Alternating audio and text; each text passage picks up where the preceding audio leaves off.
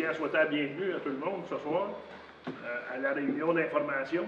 Comme à chaque année, on fait le point sur ce qui s'est passé depuis la dernière rencontre qu'il y a eu à l'Assemblée annuelle l'année passée.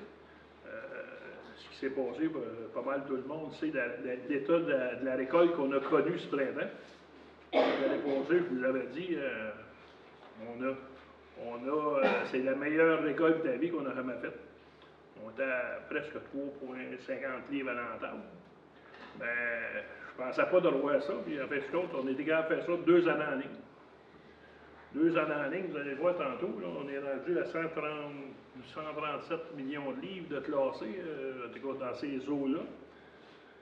C'est encore plus que l'année passée.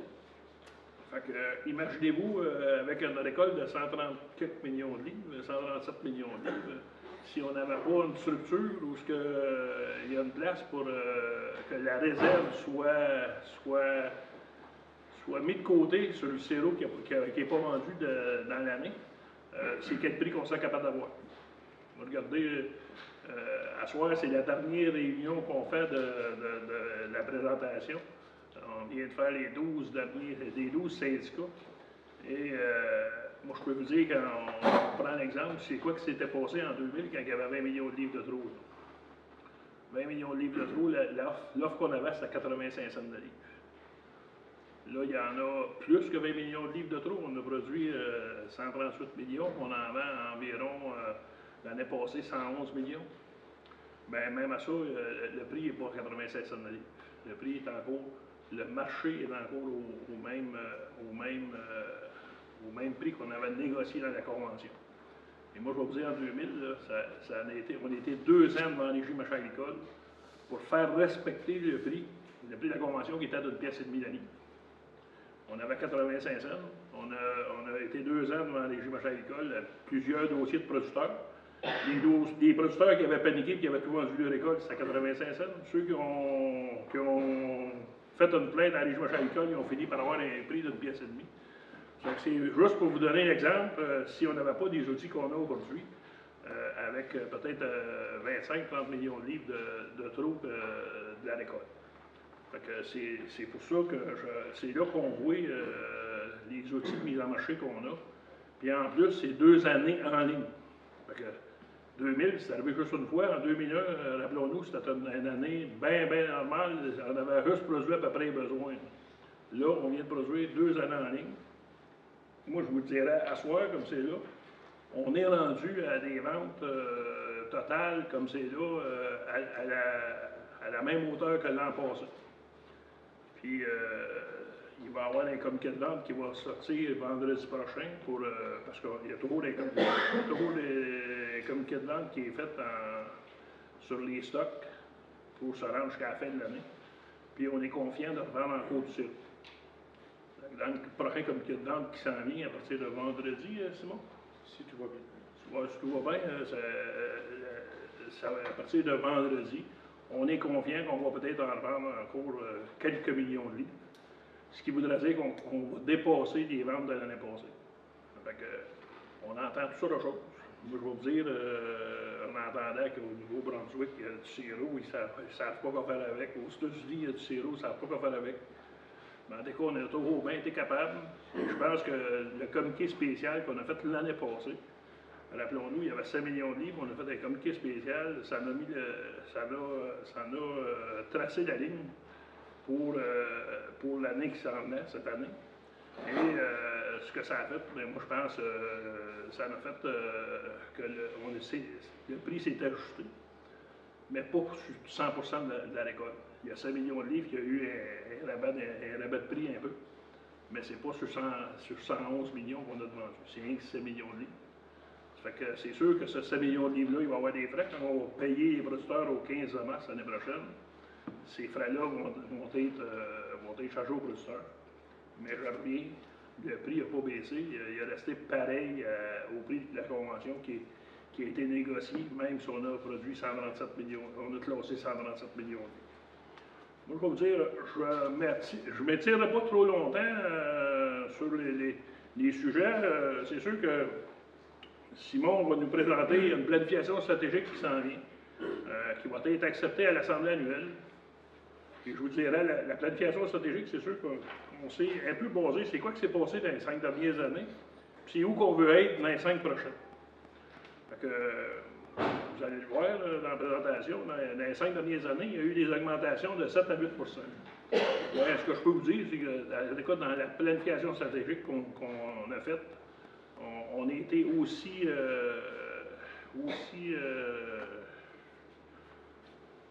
je dirais aussi optimiste. C'est ça, une chance, j'ai des brusteurs, là. On a été, je pense, aussi optimiste en disant, mais regarde, si on était capable d'avoir des augmentations de 7 à 8 si on met toutes les choses en place, la sécurité d'approvisionnement, si on garantit aux transformateurs que si les inventaires baissent, on est prêt à mettre des entailles, puis on l'a vu l'année passée, puis on l'a vu encore ce printemps quand le contingent qu'on a donné à relève, ben, qu'on est capable de fournir le marché. Ben, moi, je pense qu'on pouvait être aussi optimiste. C'est dans cette option-là qui a été proposée. On travaille dessus depuis le printemps, qu'il y a des choses qui se travaillent en disant comment est-ce qu'on doit dans les 5 prochaines années, puis on voulait être aussi optimiste. C'est pour vous dire que dans les 5 dernières années, on venait de mettre du contingent en 2008-2009.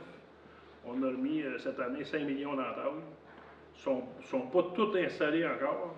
C'est sûr que les inventaires montent. Regardez, avec 2 récoltes avec des rendements qu'on n'avait jamais vus, on ne peut pas les prévoir avant d'aller à la régime agricole. Sauf qu'au moins, il y a des outils pour gérer ça en attendant. Fait que, regardez, pour le moment, Ah ben oui, une chance, un vice-président. Il faudrait peut-être présenter nos invités. Ben, à soir, je me suis emmené un peu. J'ai emmené le vice-président de la Fédération, Luc Goulet. On est en réunion aujourd'hui, puis demain. Luc est venu dans la région. Fait que, après ça, il y avait François, qui est vice-président au syndicat. Je vais présenter tous les membres du syndicat. Il y a Jacques Bourdeau.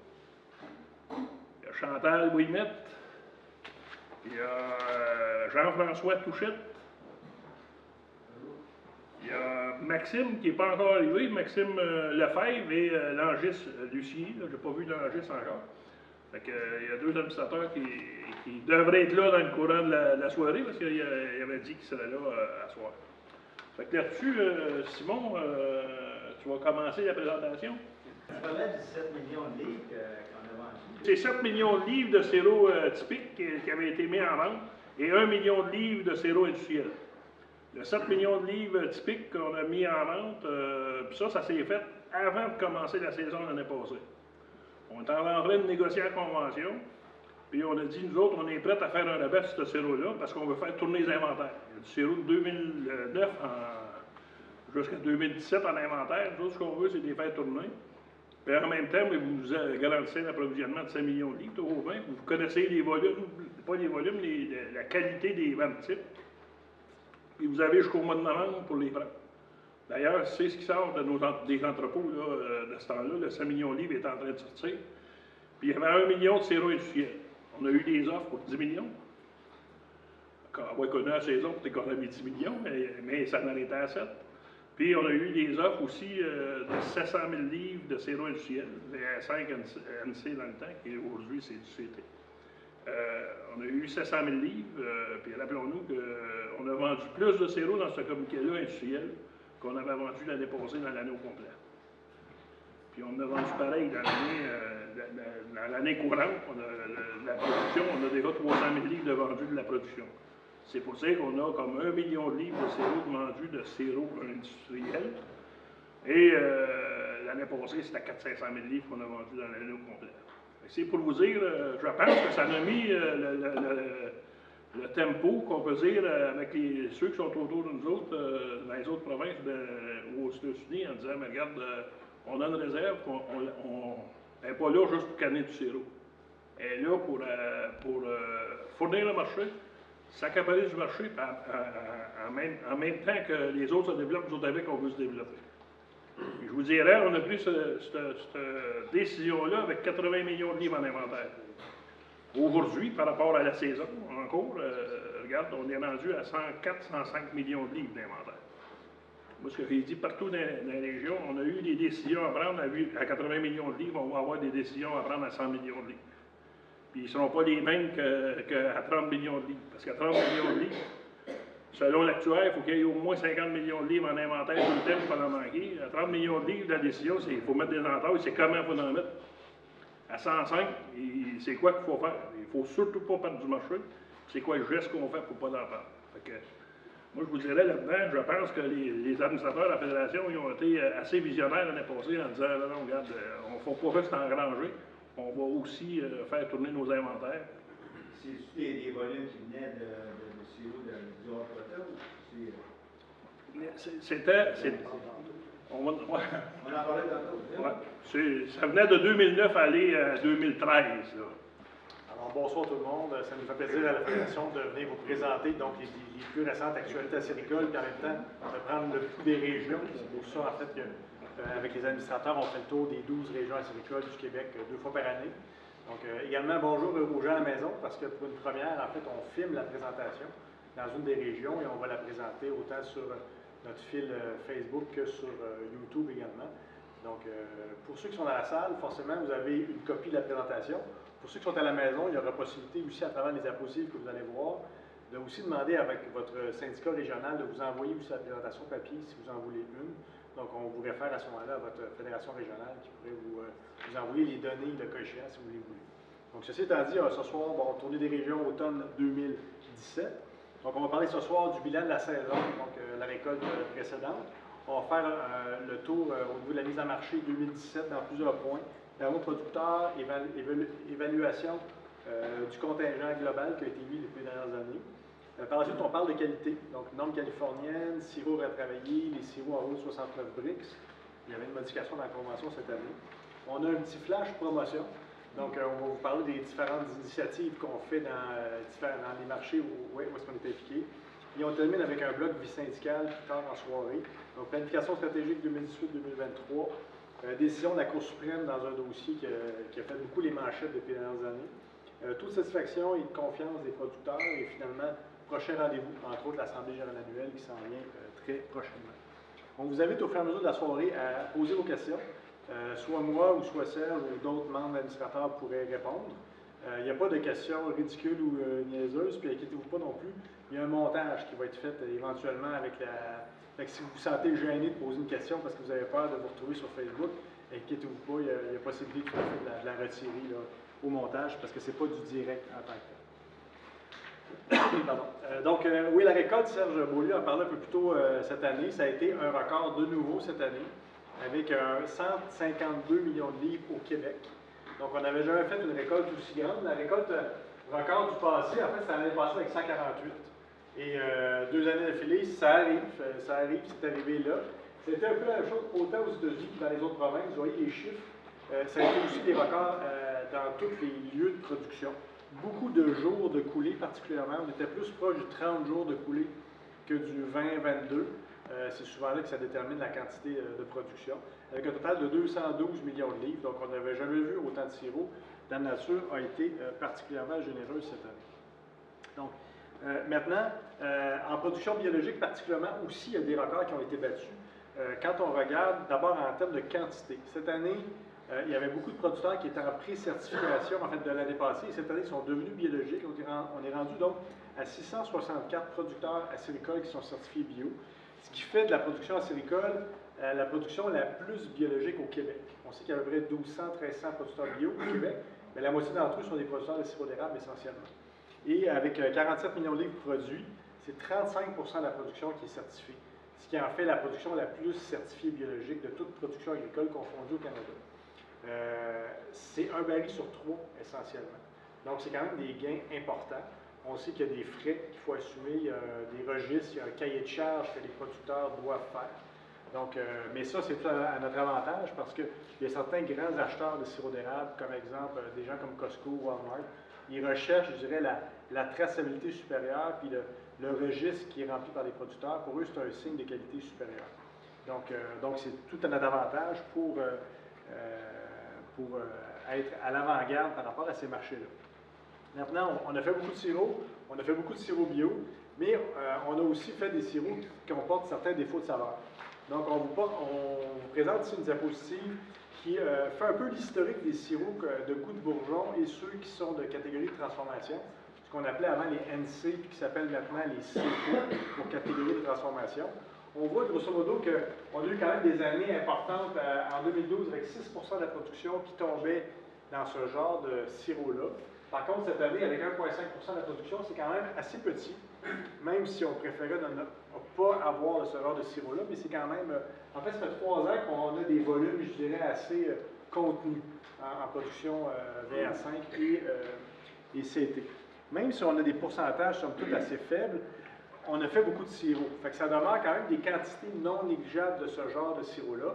Rappelez-vous, 152 millions de livres produits, mais 2 millions dans ces catégories-là. Les couleurs étant le vert, donc le VR5, le goût de bourgeon plus, et la partie orange étant la partie plus toute catégorie confondue dans la catégorie de transformation. Donc à peu près 2 millions de livres. On a toujours un enjeu important par rapport à ça parce que, Serge l'a mentionné précédemment, bon an, mal an, on vend entre 300 à 500 000 livres de ce sirop-là. Donc quand on a produit 2 millions, c'est sûr qu'on se trouve à surproduire par rapport à la capacité du marché. Pourtant, il n'y a pas si longtemps. Quand on recule en 2000, 2001, 2002, 2003, le marché du sirop industriel était quand même assez fort. On parle de 2 à 3 millions de livres par année à l'époque qui pouvaient se vendre dans cette catégorie-là. C'était une époque où il y avait plusieurs conjonctions qui n'étaient pas les mêmes qu'aujourd'hui. D'abord, le prix était beaucoup plus bas par rapport au sirop régulier, ce qui est moins le cas aujourd'hui. Deuxième des choses, il y a des marchés qui existaient à l'époque qui n'existent plus. Rappelez-vous qu'à l'époque, il n'y avait pas l'obligation de mettre ce sirop-là de côté pour l'envoyer dans les marchés de transformation agroalimentaire. Ce sirop-là pouvait à la limite être mêlé avec du sirop en bouteille. Puis on sait que ce n'est pas dans l'intérêt de personne de mettre des sirops à très mauvais goût dans les bouteilles. Il y a un risque de venir, anéantir certains marchés qui sont en développement. Puis il y avait aussi à l'époque le marché du tabac aussi, qui avait une certaine possibilité d'écouler des sirops de mauvais goût là-dedans. Et ce marché-là, ce que les acheteurs nous disent, il a disparu. Il y a également certains transformateurs agroalimentaires qui ont eu, je dirais, une certaine part de quantité d'approvisionnement. Autant des épisodes comme le verglas, où est-ce qu'il y a eu certains journalistes qui ont dit qu'on ne ferait plus jamais de sirop d'érable parce qu'il n'y a plus d'érable au Québec. Vous savez bien que ça a été heureusement pas tout à fait la vérité. Et en même temps, il y a des grandes multinationales des céréales, par exemple, qui utilisaient du sucre d'érable industriel pour sucrer, par exemple, des gruyots ou des céréales. Mais quand la quantité de sirop industriel, il y a des années où il y en avait beaucoup, des années où il n'y en avait pas, un transformateur agroalimentaire qui a besoin d'une stabilité d'approvisionnement, il ne peut pas se fier à Dame Nature là-dessus. Puis il n'y avait pas de réserve à l'époque non plus. Ce qui fait que beaucoup de gens se sont tournés plus vers des saveurs artificielles, donc des autres genres de sirop sucré. Donc ces marchés-là sont malheureusement disparus. Alors bref, il faut reconquérir ces marchés-là avec un prix compétitif, avec une stabilité d'approvisionnement. Et vous allez voir, tantôt, on a au-dessus de 20 millions de livres en stock de ce genre de sirop-là. Donc, en termes de garantie, on est capable d'offrir beaucoup plus de choses aujourd'hui qu'il y a 5 à 10 ans. Alors, mais c'est quand même un enjeu assez important. Quand on additionne les colonnes, vous allez le voir. Maintenant, en ce qui a trait à l'agence de vente, parce que vous faites du sirop, vous en avez fait beaucoup de sirop bio. Oui, il y a des défauts de saveur à fourrer avec. Qu'en est-il maintenant de ce qui est classé, inspecté et des ventes? Donc, comme on peut voir sur le tableau, ça en fait, c'est un tableau qui date du 11 septembre. Et on sait que jusqu'à la fin septembre, les producteurs peuvent encore livrer du sirop chez leur acheteur autorisé. Donc, les chiffres ont un petit peu bougé depuis, quasiment un mois maintenant, plus qu'un mois. Donc, je vous ramène les chiffres. Classement, on était à 133, on est rendu à 137 millions de livres qui ont été classés inspectés. Donc, une année forcément de production record, donc une année de classement record aussi. Donc, les ventes, encore une fois, à l'époque, on était à 107 millions de livres. Ce soir, Serge vous l'a parlé plus tard, on est à 111. Donc, on a à peu près le même chiffre que l'année passée. Donc, par contre, l'année n'est pas encore finie. Donc, d'ici au 1er mars prochain, il reste encore plusieurs mois de vente. Et ce qu'on entend du terrain, c'est qu'il y a des achats autorisés qui sont encore à la recherche de sirop pour terminer leur année d'approvisionnement parce qu'ils n'en auront pas assez pour débuter l'année prochaine. Alors, bref. Donc, et l'année passée, on avait fait à 78 millions de livres. Donc, 78 plus 137, maintenant, moins 111, on est à peu près entre 103 à 105 millions de livres en stock. On a dépassé le chiffre, je dirais, psychologique du 100 millions de livres. Mais d'un autre côté, rappelez-vous que le marché a énormément grossi depuis 15 ans. Avant, il n'y a pas si longtemps, regardez, on vendait 50 millions de livres là, en 2007. Pas si longtemps en 2007, ça fait une dizaine d'années. Alors aujourd'hui, on vend 107, 111 millions de livres. Donc, en fait, le classement était très très faible. Les productions, les ventes, 50 millions de livres ici en 2008. Fait que les ventes ont beaucoup augmenté. Donc, en même temps, la réserve, c'est normal aussi qu'il faut qu'elle soit plus grosse pour être capable de supporter tous les aléas de la nature. Par contre, la contrainte et je dirais l'effort collectif que vous devez faire est important parce que le 105 millions de livres, s'il est en stock, c'est parce qu'il n'est pas payé aux producteurs. Alors, il y a un équilibre qu'on doit atteindre entre la quantité de sirop qui est en stock et, je dirais, l'inconfort des producteurs à ne pas se faire payer tout de suite pour ce sirop-là qui n'est pas encore vendu. Alors là-dessus, votre conseil d'administration est quand même à l'affût, quand même très allumé par rapport à ça, et c'est pour ça qu'on travaille à faire des rotations d'inventaire. Et ces rotations d'inventaire-là se traduisent depuis l'année passée dans des chiffres de vente intéressants. Et quels sont justement ces chiffres de vente-là? Donc, ici, vous avez un graphique intéressant. Chaque colonne représente une année de vente de l'agence. L'agence a commencé en 2002. Donc, ici, on a des chiffres de 2003 à 2017.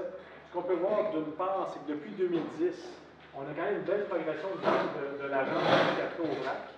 Donc, on était à 59 millions de livres.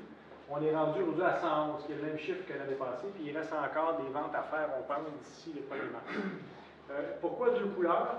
Le vert, essentiellement, c'est les sirops de l'année, qui sont souvent des sirops qui partent directement du producteur vers l'acheteur autorisé.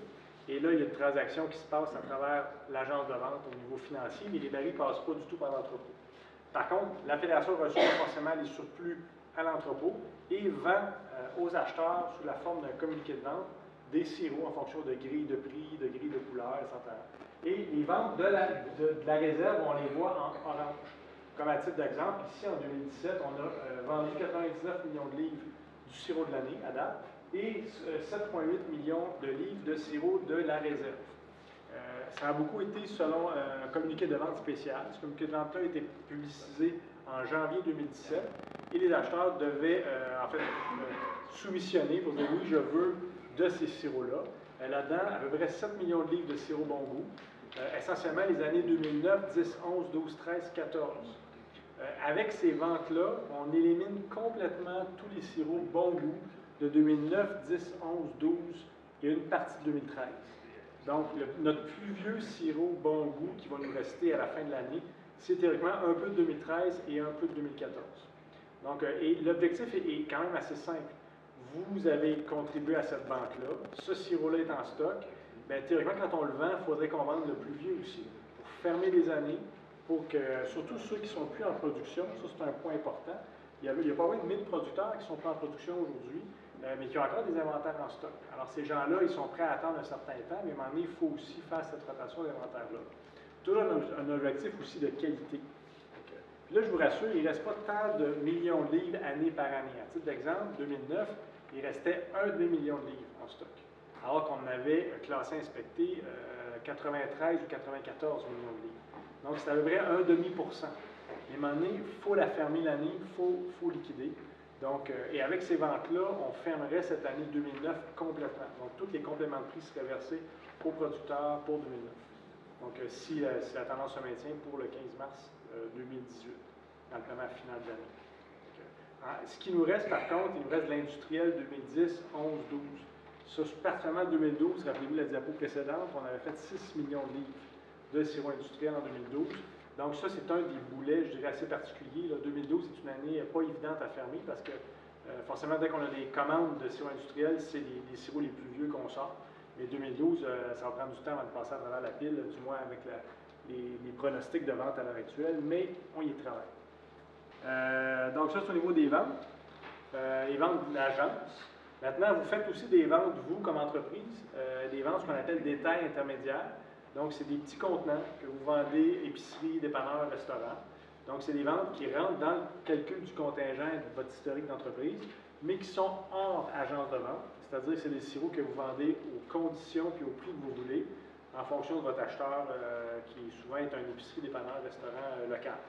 Alors, vous avez été, en 2016, à pas loin de 700 producteurs à déclarer ce type de vente-là, et avec un total d'environ 4,7 millions de livres qui ont passé dans ce canal de vente-là.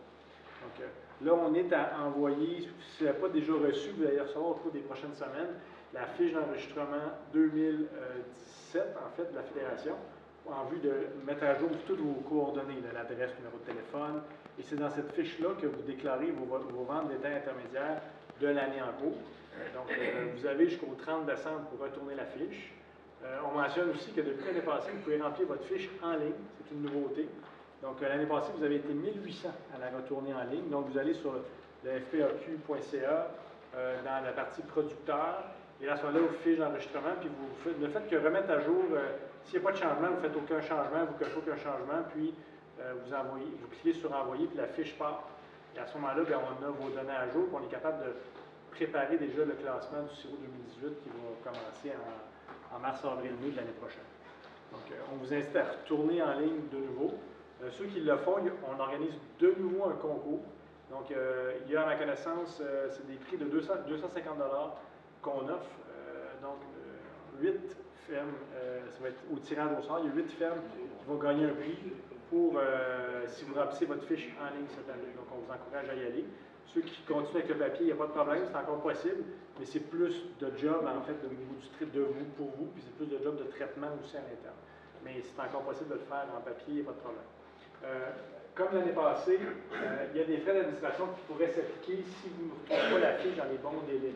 Parce qu'on parle du 31 décembre, on fait un rappel en janvier, un rappel en février, mais si c'est rendu à mi-février, vous n'avez pas retourné la fiche, il y a eu la difficile décision de dire qu'il faudrait peut-être qu'on charge un frais d'administration. Parce que nous, on réimprime la fiche, on la retourne, on fait des retours d'appel, on essaie de vous inciter à retourner la fiche, mais il faut essayer de le faire pour mettre à jour votre dossier le plus à jour possible, le plus rapidement possible. Fait que, essayez de le faire sur le web, ça vous allez sauver du temps. Le cocher. Ça va jusqu'ici?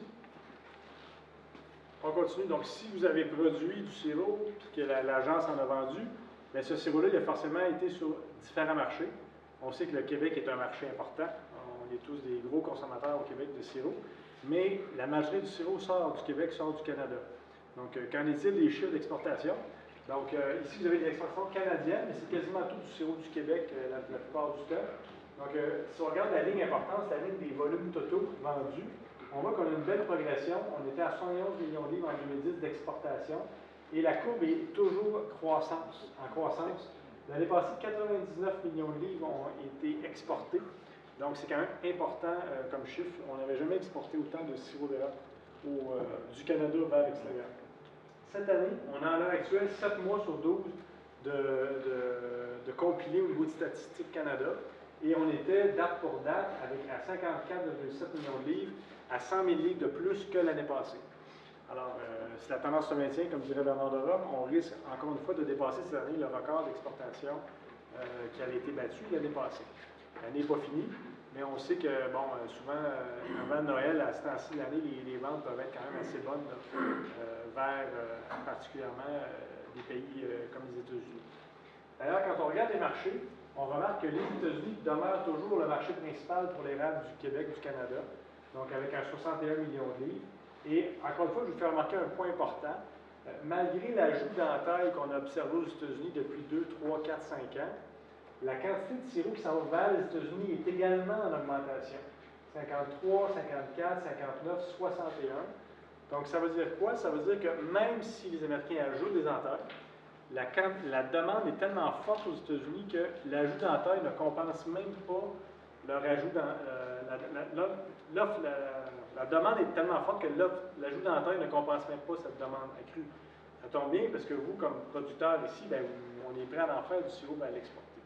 C'est quand même des relativement bonnes nouvelles, même si, forcément, s'il n'y avait eu aucun ajout d'entailles, les chiffres d'exportation dans les États auraient été pas mal plus élevés que ça. L'autre élément à souligner, c'est que quel est le pays qui arrive en deuxième cette année, c'est l'Allemagne. Alors que le Japon a longtemps été le bon deuxième des pays qui achetaient le sirop d'érable du Canada, c'est maintenant l'Allemagne qui passe devant et en fait le chiffre a été impressionnant avec 10 millions de livres.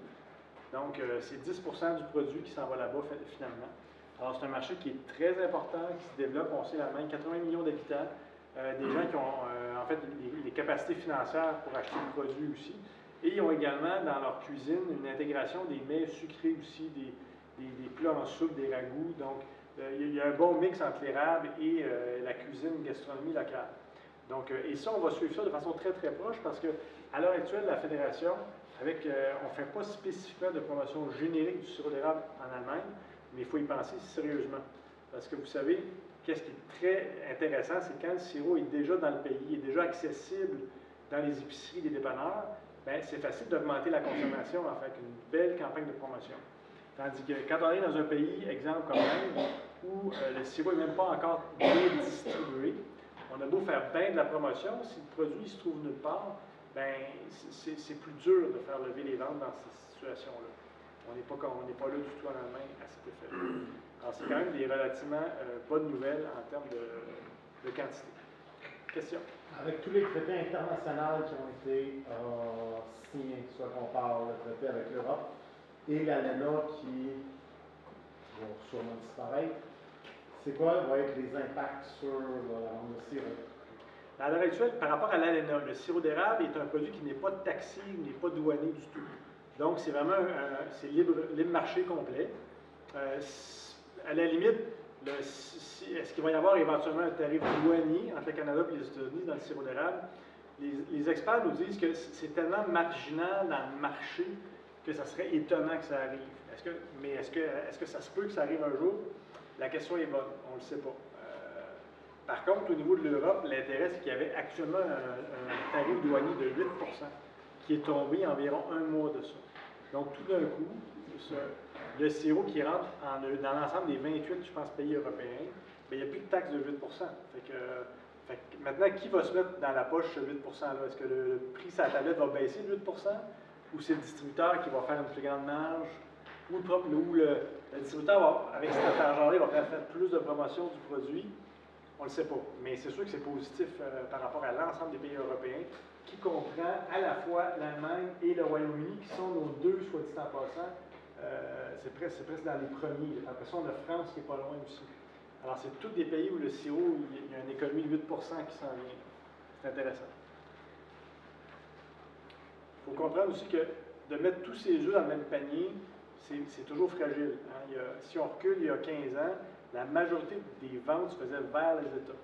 Tandis que là, on multiplie les plateformes où le sirop est vendu, ce qui fait qu'on est moins attaché au marché américain. Parce que si le marché américain ne va pas bien, puis on vend tout là, ben, c'est l'ensemble de la filière québécoise d'érable qui ne va pas bien. Et si on met nos billes dans plusieurs pays, bien à ce moment-là, on vient comme stabiliser la capacité de vente, là, puis on est moins fragile par rapport à des traités internationaux qui pourraient tomber, effectivement. Autre question là-dessus? On continue. Ça, c'est une autre diapositive complémentaire aux exportations. En gros, le Canada, vous allez peut-être être surpris, mais c'est aussi un importateur de sirop d'érable. Comment ça? Il y a plusieurs raisons qui expliquent ça, mais ce n'est pas des grosses quantités. En fait, le record l'année passée, ça avait été de 7 millions de livres importés. Habituellement, ça tourne aux environs de 4 millions, 3-4 millions de livres en importation. Plusieurs raisons qui expliquent ça selon nos sources. La première, c'est qu'il y a des transformateurs du Québec qui ont des contrats avec des distributeurs américains, par exemple des chaînes d'épicerie américaines. Et ces chaînes-là disent, ben moi, je veux t'acheter du sirop d'érable, mais je veux que dans la bouteille, il y ait un mélange de sirop canadien et américain. Donc, parce qu'aux États-Unis, ben, ils ne sont pas différents de nous. Si le consommateur cherche un produit à qualité et à prix égal, il va prendre un produit qui vient de chez lui au lieu de prendre un produit importé. Alors, forcément, l'embouteilleur québécois, ben, il est comme contraint d'importer du sirop pour le mettre dans les mélanges de sirop d'érable avec du sirop du Québec et le retourner vers les États-Unis par la suite avec la mention Canada et États-Unis dans les ingrédients. Alors, il y a cette importation-là qui se fait. Le deuxième élément aussi, c'est toujours une question de prix. Surtout aux États-Unis, vous l'avez vu tantôt, 2 grosses productions. Donc, par conséquent, il y a une offre importante de sirop dans le champ. Et cette offre-là, ben, un transformateur ici, il n'y a pas de taxe d'entrée, c'est un produit libre de douane. Donc, le transformateur d'ici, s'il est capable de trouver peut-être un sirop meilleur marché dans un autre pays, comme aux États-Unis ou dans une autre province, il peut le faire. Alors, c'est pour ça que la Fédération, avec son agent de vente, elle doit toujours être très vigilante puis de suivre le prix sur le marché pour s'adapter, pour être capable de toujours continuer son développement puis de suivre le prix quand elle fait des ventes. Alors, donc, c'est pour ça qu'on a quand même un petit peu d'importation. cette année, par contre, malgré les importations, c'est important de voir que les exportations nettes, ça c'est un graphique qui représente les exportations moins les importations. Et on est dans la même courbe montante. Même cette année, on est en augmentation de 4 en exportation nette, en considérant donc les importations. Donc, c'est important de le dire.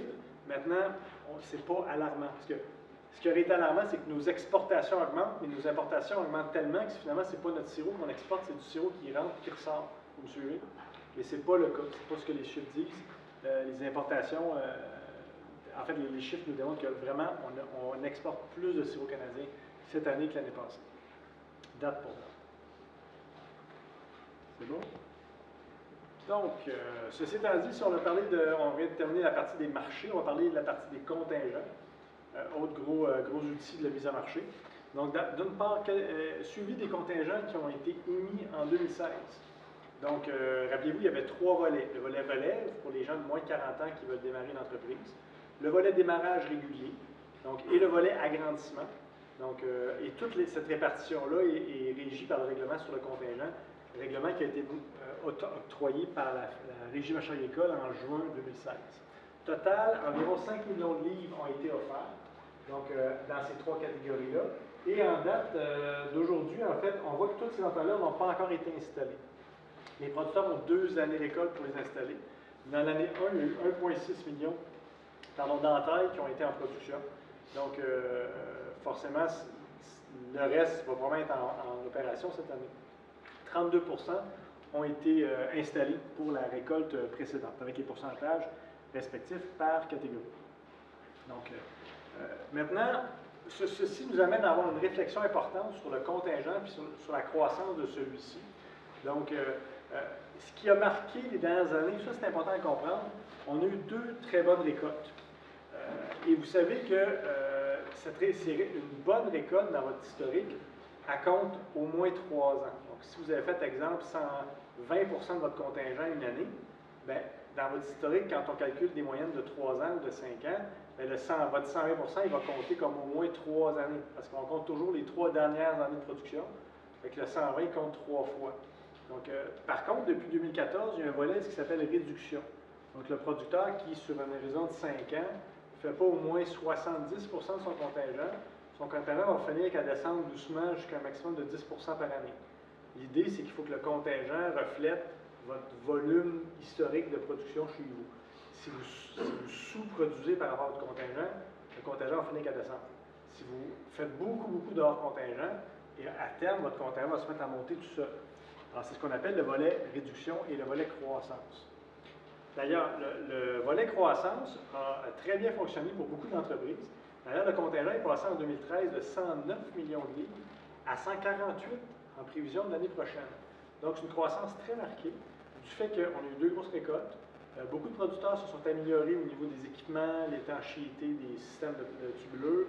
Alors, c'est sûr que les méthodes entaillades, les chaînements, les mèches, tout ça font qu'il y a eu beaucoup de sirop et ça a un impact important sur la croissance. Les ventes d'agence, elles, sont aussi en croissance, mais elles n'augmentent pas aussi vite que ce que le contingent augmente en termes de croissance. Puis on voit ici un tableau qui le montre. Je ne sais pas si vous le voyez bien dans vos photocopies. Ces photocopies sont noir et blanc, ce n'est pas très clair, mais dans la couleur, on le voit un peu plus. Donc vous avez 4 lignes là-dessus. La première, c'est la ligne rouge. En fait, c'est le nombre d'entailles au Québec. On voit qu'il est en progression. Puis 2018, on a un ajout de 5 millions d'entailles, il apparaît ici à la fin. Donc, maintenant, vous avez aussi le volume de la production, qui est en fait la ligne mauve. Et vous voyez en fait nos 2 grosses années, on les voit ici, là, 2 grosses années récentes. Là, on était une production entre 140 et 160, à peu près 150 millions de livres, grosso modo, des 2 dernières années. En même temps, vous avez le volume de vente de l'agence. Un volume qui est en croissance depuis 2010. Vous voyez ici, le volume est intéressant. Le dernier point, c'est un point, je dirais, temporaire, parce que si nos ventes, d'ici la fin de l'année, s'enlignent bien, on risque d'avoir une augmentation aussi. Alors, et la dernière ligne, et non la moindre, c'est le contingent. Le contingent, c'est la ligne bleue. Le contingent a augmenté pas mal depuis les dernières années. Surtout ici, vous avez vu le volet réduction qui a frappé fort en 2012-2013, pour ceux qui avaient vraiment sous-produit. Et depuis ce temps-là, le contingent augmente de façon assez exponentielle. Et vous voyez que par rapport aux ventes, le contingent est est en train de prendre une tendance très, très, très marquée vers le haut. Parce que le principe est le suivant. La Fédération, à chaque année, devrait émettre du contingent en fonction de sa prévision de vente. L'objectif, c'est de payer à 100% à la fin de l'année de votre contingent. Mais si on commence à donner du contingent et on n'est plus capable de payer à 100%, bien là, on va comme s'éloigner du principe du contingentement de la production. Alors, il faut réfléchir à ça, il faut faire en sorte de faire attention avec cette croissance-là qui est comme un peu accélérée à l'heure actuelle. Alors, cette situation-là, il faut l'évaluer.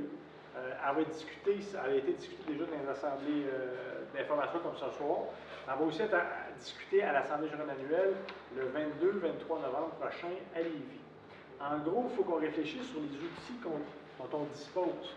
Quels sont ces outils-là? Vous avez d'abord le premier outil qu'on dispose pour venir, je dirais, nuancer ça. C'est ce qu'on appelle le facteur de contingent. Donc, pour les plus anciens dans la salle, rappelez-vous quand le contingent a été émis en 2003-2004, les premières années, le facteur de contingent était à 75 %. C'est-à-dire une ferme qui avait 10 000 livres de contingent, bien, à cause qu'on avait vraiment beaucoup trop de sirop en stock et la production était bonne, on limitait tout le monde à 75 % de son volume de contingent initial. Donc, une entreprise de 10 000 livres, bien, il y avait 7 500 livres de contingent qui étaient émis. Le 75 % a duré 4 ans. Après ça, il a monté à 90 % pendant 2 ans et il est à 100 % depuis 2010 ou 2011 de mémoire. Donc maintenant, si on est rendu que le contingent est trop élevé, on pourrait théoriquement revenir avec un facteur de contingent, dire regardez, on a 105 millions de livres en stock, oui, nos ventes vont bien, mais le contingent monte un peu trop vite. On pourrait, en fait, la Fédération pourrait décider d'arriver avec un facteur de contingent temporaire, en fait, pour 1 année, 2 années, 3 années, en fonction des besoins. Ce n'est pas de gaieté de cœur que la Fédération pourrait faire ça, mais d'un côté, c'est un outil qu'on dispose. Si on veut, l'idée, c'est d'aligner le contingent sur les besoins du marché. Deuxième élément, c'est la réforme du volet croissance. Parce qu'à l'heure actuelle, la croissance, on prend les 3 dernières années. Si vous avez dépassé 95 % de livraison, bien, vous avez le droit du contingent supplémentaire entre la différence avec votre volume de livraison et 95 %. Donc, si vous livrez à titre d'exemple 120 %, on vous donnerait l'année suivante, si vous respectez les conditions, on vous donnerait la différence entre 95 % et 120, donc on vous donnerait 25 % de contingent l'année subséquente. Alors, ça peut être intéressant pour vous motiver à être plus efficace. D'un côté, si ça monte trop vite, bien, il y a un bout, on se tire dans le pied comme industrie collective. Maintenant, il y en a certains qui ont dit, bien, si on change la façon de calculer la croissance, comment on la changerait? Bien, il y a différentes théories qui sont avancées. Une d'entre elles est de dire, bien, à l'heure actuelle, ça déclenche à 95 % et plus. Par exemple, si vous livrez à 100 % à chaque année votre contingent, vous avez le droit à 5 % de plus l'année suivante. Mais donc, alors qu'il y en a qui disent, ben non, si tu respectes ton contingent à 100 % tu ne devrais pas avoir une augmentation, tu as assez de contingent pour ton entreprise. Alors, c'est un des éléments qui est regardé. Après ça, on peut regarder aussi le nombre d'années de référence utilisées. Est-ce qu'on devrait changer ça? Donc, il y a toute une réflexion qu'il faut faire par rapport à ça. Et le dernier point important, c'est le niveau d'avance au niveau du programme de paiement anticipé. Ce que vous voyez ici, le PPA. Donc, c'est quoi le PPA pour ceux qui participent? Vous recevez 75 % d'avance quelques jours après votre classement, sans parler de l'avance en inventaire qui se fait en février.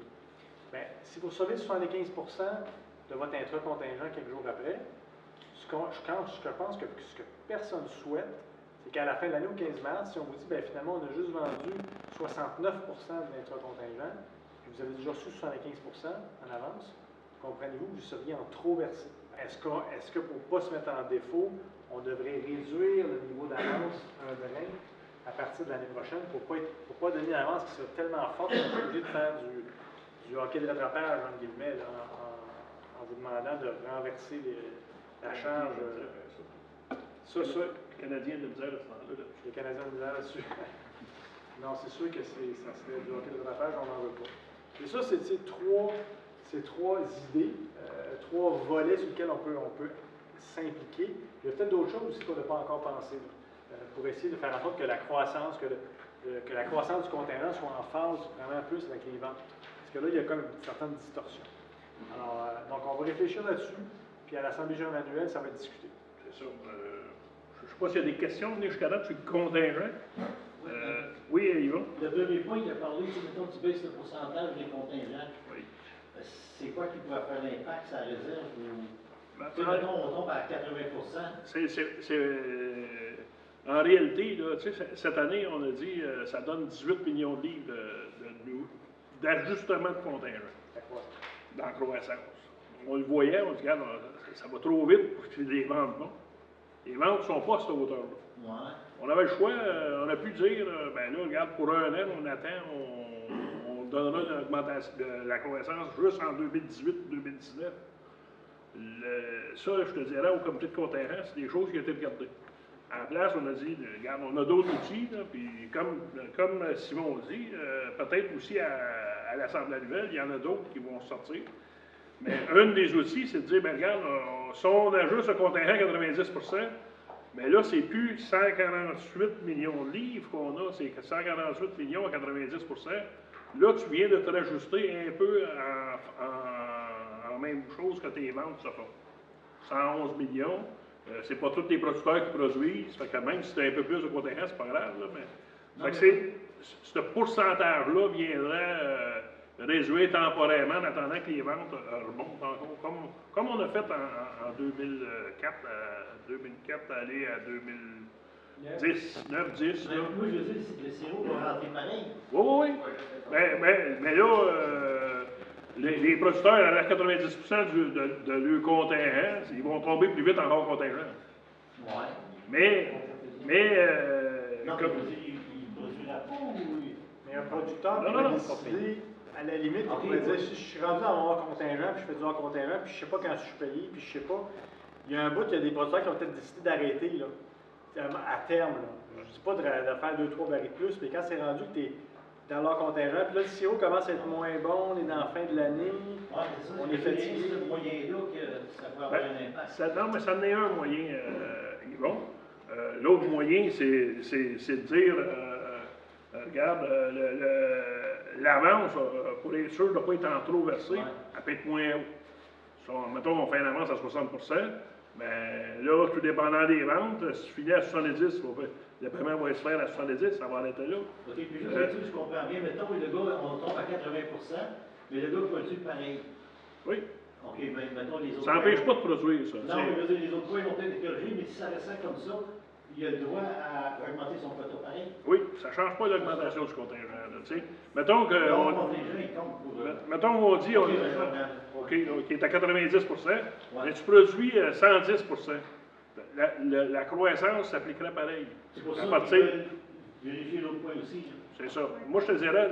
Oui, je vois... OK, je comprends, c'est Fait que là, on a 3-4 possibilités pour dire, ben là, faisons attention, là, on donne trop de contingent pour les ventes. Il faut se rajouter, sinon, si on ne se rajoute pas, tout à l'heure, on va avoir 170 millions de livres de contingent, mais on va en vendre avec 111. Il va manquer d'argent quelque part dans le système. Ben, c'est pour ça que la première idée, mettons baisser à 90, doit aller avec un maximum hors contingent que tu peux envoyer, parce que sinon tu vas te ramasser avec la même réserve, mais juste une partie payée et pas payée. Moi, je pense qu'il faudrait qu'il y ait un pourcentage continu contingent du maximum que tu peux envoyer en hors contingent aussi. Non, moi, je te dirais, ce bout-là, quand tu es en hors contingent, il n'est pas payé. Tes derniers paris te coûtent beaucoup moins cher. Donc, Pardon? tes derniers paris que tu produis te coûtent beaucoup moins cher que le premier. Donc, c'est pas nécessairement ça qui va t'arrêter de produire. Oh oui, bien, moi, je te dirais, c'est plus pour que, financièrement, comment qu'on ajuste ça avec Oui, les on va ventes. peut-être être payé correct, mais là, à un moment donné, la réserve, ça continue de faire, ça va prendre un autre entrepôt, puis là, plus d'investissement pour la fédération aussi. Oui, mais regardez, moi là-dessus, quand on avait rien qu'à 75 on n'empêchait pas les producteurs de produire non plus. Ils ont produit, mais il y en avait 25 de pas payés. Puis s'ils faisaient 120 de leur contingent, il y en avait 45 de pas payés. C'était ça la conséquence. Là. Puis financièrement, nous autres, ça nous permettait de... Regarde, on a reçu, mettons, 30 millions, on fait 30 millions de paiements aux producteurs, mais celui qui en a produit bien plus, bien, quand il faisait... C'est d'ailleurs ça des producteurs qui disaient, ben, je payais qu'à 50 Je suis mais... d'accord que si, là, à un moment donné, on a vraiment trop, je ne sais pas, c'est pas la capacité présentement de recevoir de la réserve, mais si à dans un autre entrepôt. Et là, vos coûts vont augmenter beaucoup plus que le fait que vous ne payez pas les gens pour leur contingent pour un certain temps. Ben, regardez, comme c'est là, c'est sûr que de garder du sirop en inventaire, que juste le conditionnement, puis juste les assurances et l'entreposage, c'est à peu près une scène et demie par année. C'est ça que ça coûte, garder du sirop. Si on n'a pas payé de sirop, il a coûté zéro, mais il coûte une scène et demie par année à garder. Puis je l'ai dit tantôt en introduction, regardez, on a pris des décisions à 80 millions de livres. On a dit, regarde, on met 5 millions en jeu à moins cher que la convention, à un volume X au transformateur avant de commencer. Ce que ça a l'air d'avoir fait, puis regarde, on va faire l'analyse à la fin de l'année, puis probablement à la réunion qu'on va faire au mois de janvier, on va avoir le topo un peu plus juste. Là. Ce que ça a fait, ça a stimulé nos ventes au Québec à la même vitesse que nos voisins en dehors. Fait que, moi, je te dirais, à 100 millions de livres, on va aussi avoir des décisions à prendre. Et si on s'en va à 120 millions de livres, on va aussi avoir des décisions à prendre. Moi, regarde, on ne peut pas rester immobile quand on a des inventaires, soit qui montent ou qui baissent. S'ils baissent, c'est bien plus facile de prendre la réponse. La décision, il faut mettre des entailles. Qui veut en mettre? On connaît les scénarios. Mais plus qu'on monte, ben, regardez, c'est un choix qu'on va avoir à faire comme chaque entreprise chez vous, vous faites chaque année. Ça fait que, moi, je vous dirais, on va avoir à en discuter à l'Assemblée annuelle, puis il va y avoir une grande réflexion qui va se faire sur le contingent. Tu sais, moi, je vais vous dire, il y a eu aussi une réflexion qui s'est faite. Regardez, on donne du contingent aux producteurs, on l'a vu tantôt, là, sur la setup de démarrage relève, puis tout ça. Là. Puis dans l'agrandissement, on a donné 2300 entailles. Moi, je vous dirais, il y a des producteurs qui sont tentés de dire, ben là, moi, je voulais en mettre 5 000, je voulais en mettre 6 000, je voulais en mettre 7 000. Ben, je vais payer les amendes. Mais ça avec, on est en réflexion là-dessus, puis on va, peut-être que, je ne sais pas si on va être prêt à l'Assemblée annuelle, mais il va y avoir aussi une réflexion là-dessus. Là. Si on en met plus, ça, c'est des entailles sans contingent, il n'y en a pas de contingent sur ces entailles-là. C'est sûr que pour le producteur, s'il fait une vente à la ferme, ben, il fait une vente à la ferme, il peut le faire, il n'y a aucun problème, il n'y a pas besoin de contingent. Mais si c'est pour soit mettre en baril, c'est pas pour augmenter le contingent. C'est avec, c'est des choses qu'il va falloir. Oui, on le sait qu'il y a une amende. L'amende, c'est 1,20 la litre. Je pense que l'amende est peut-être correcte, mais si des producteurs qui décident de mettre les entailles pareilles, ben moi je pense qu'il y a une distorsion à quelque part, puis cette distorsion-là, il va falloir aussi faire une réflexion là-dessus. La réflexion, c'est-tu de mettre l'amende plus haute? C'est-tu de dire, ben là, regarde, tu es en infraction, tu n'as plus de droit aux agrandissements. Cette réflexion-là est en train de se faire à la Fédération. Puis à l'Assemblée annuelle, il va probablement avoir des propositions aussi là-dessus. J'ai répondu à ta question, c'est sûr que j'en ai profité pour préciser d'autres choses. Là. Je ne sais pas s'il y a d'autres questions. C'est assez. On va prendre monsieur, là, puis oui. I'll ask it in English. Okay. I think I understand the issue. I just want to make sure I understand the issue. Yeah. So it's not really a question. It's just more to help me understand. Your increase in the global contingent. You're calculating this, I think, by taking all the taps in Quebec, multiplying it by the producer's pound per tap quota, and you're seeing this increase? No? The quota is given to the producers back in 2004, and since then, if they want to increase their quota, they will use the croissance, the volet croissance of the quota rules, basically. That croissance rules means that if you're producing more than 95% of your quota in average, 3 years in a row, Yes, then well, we are giving... This is exactly what I said.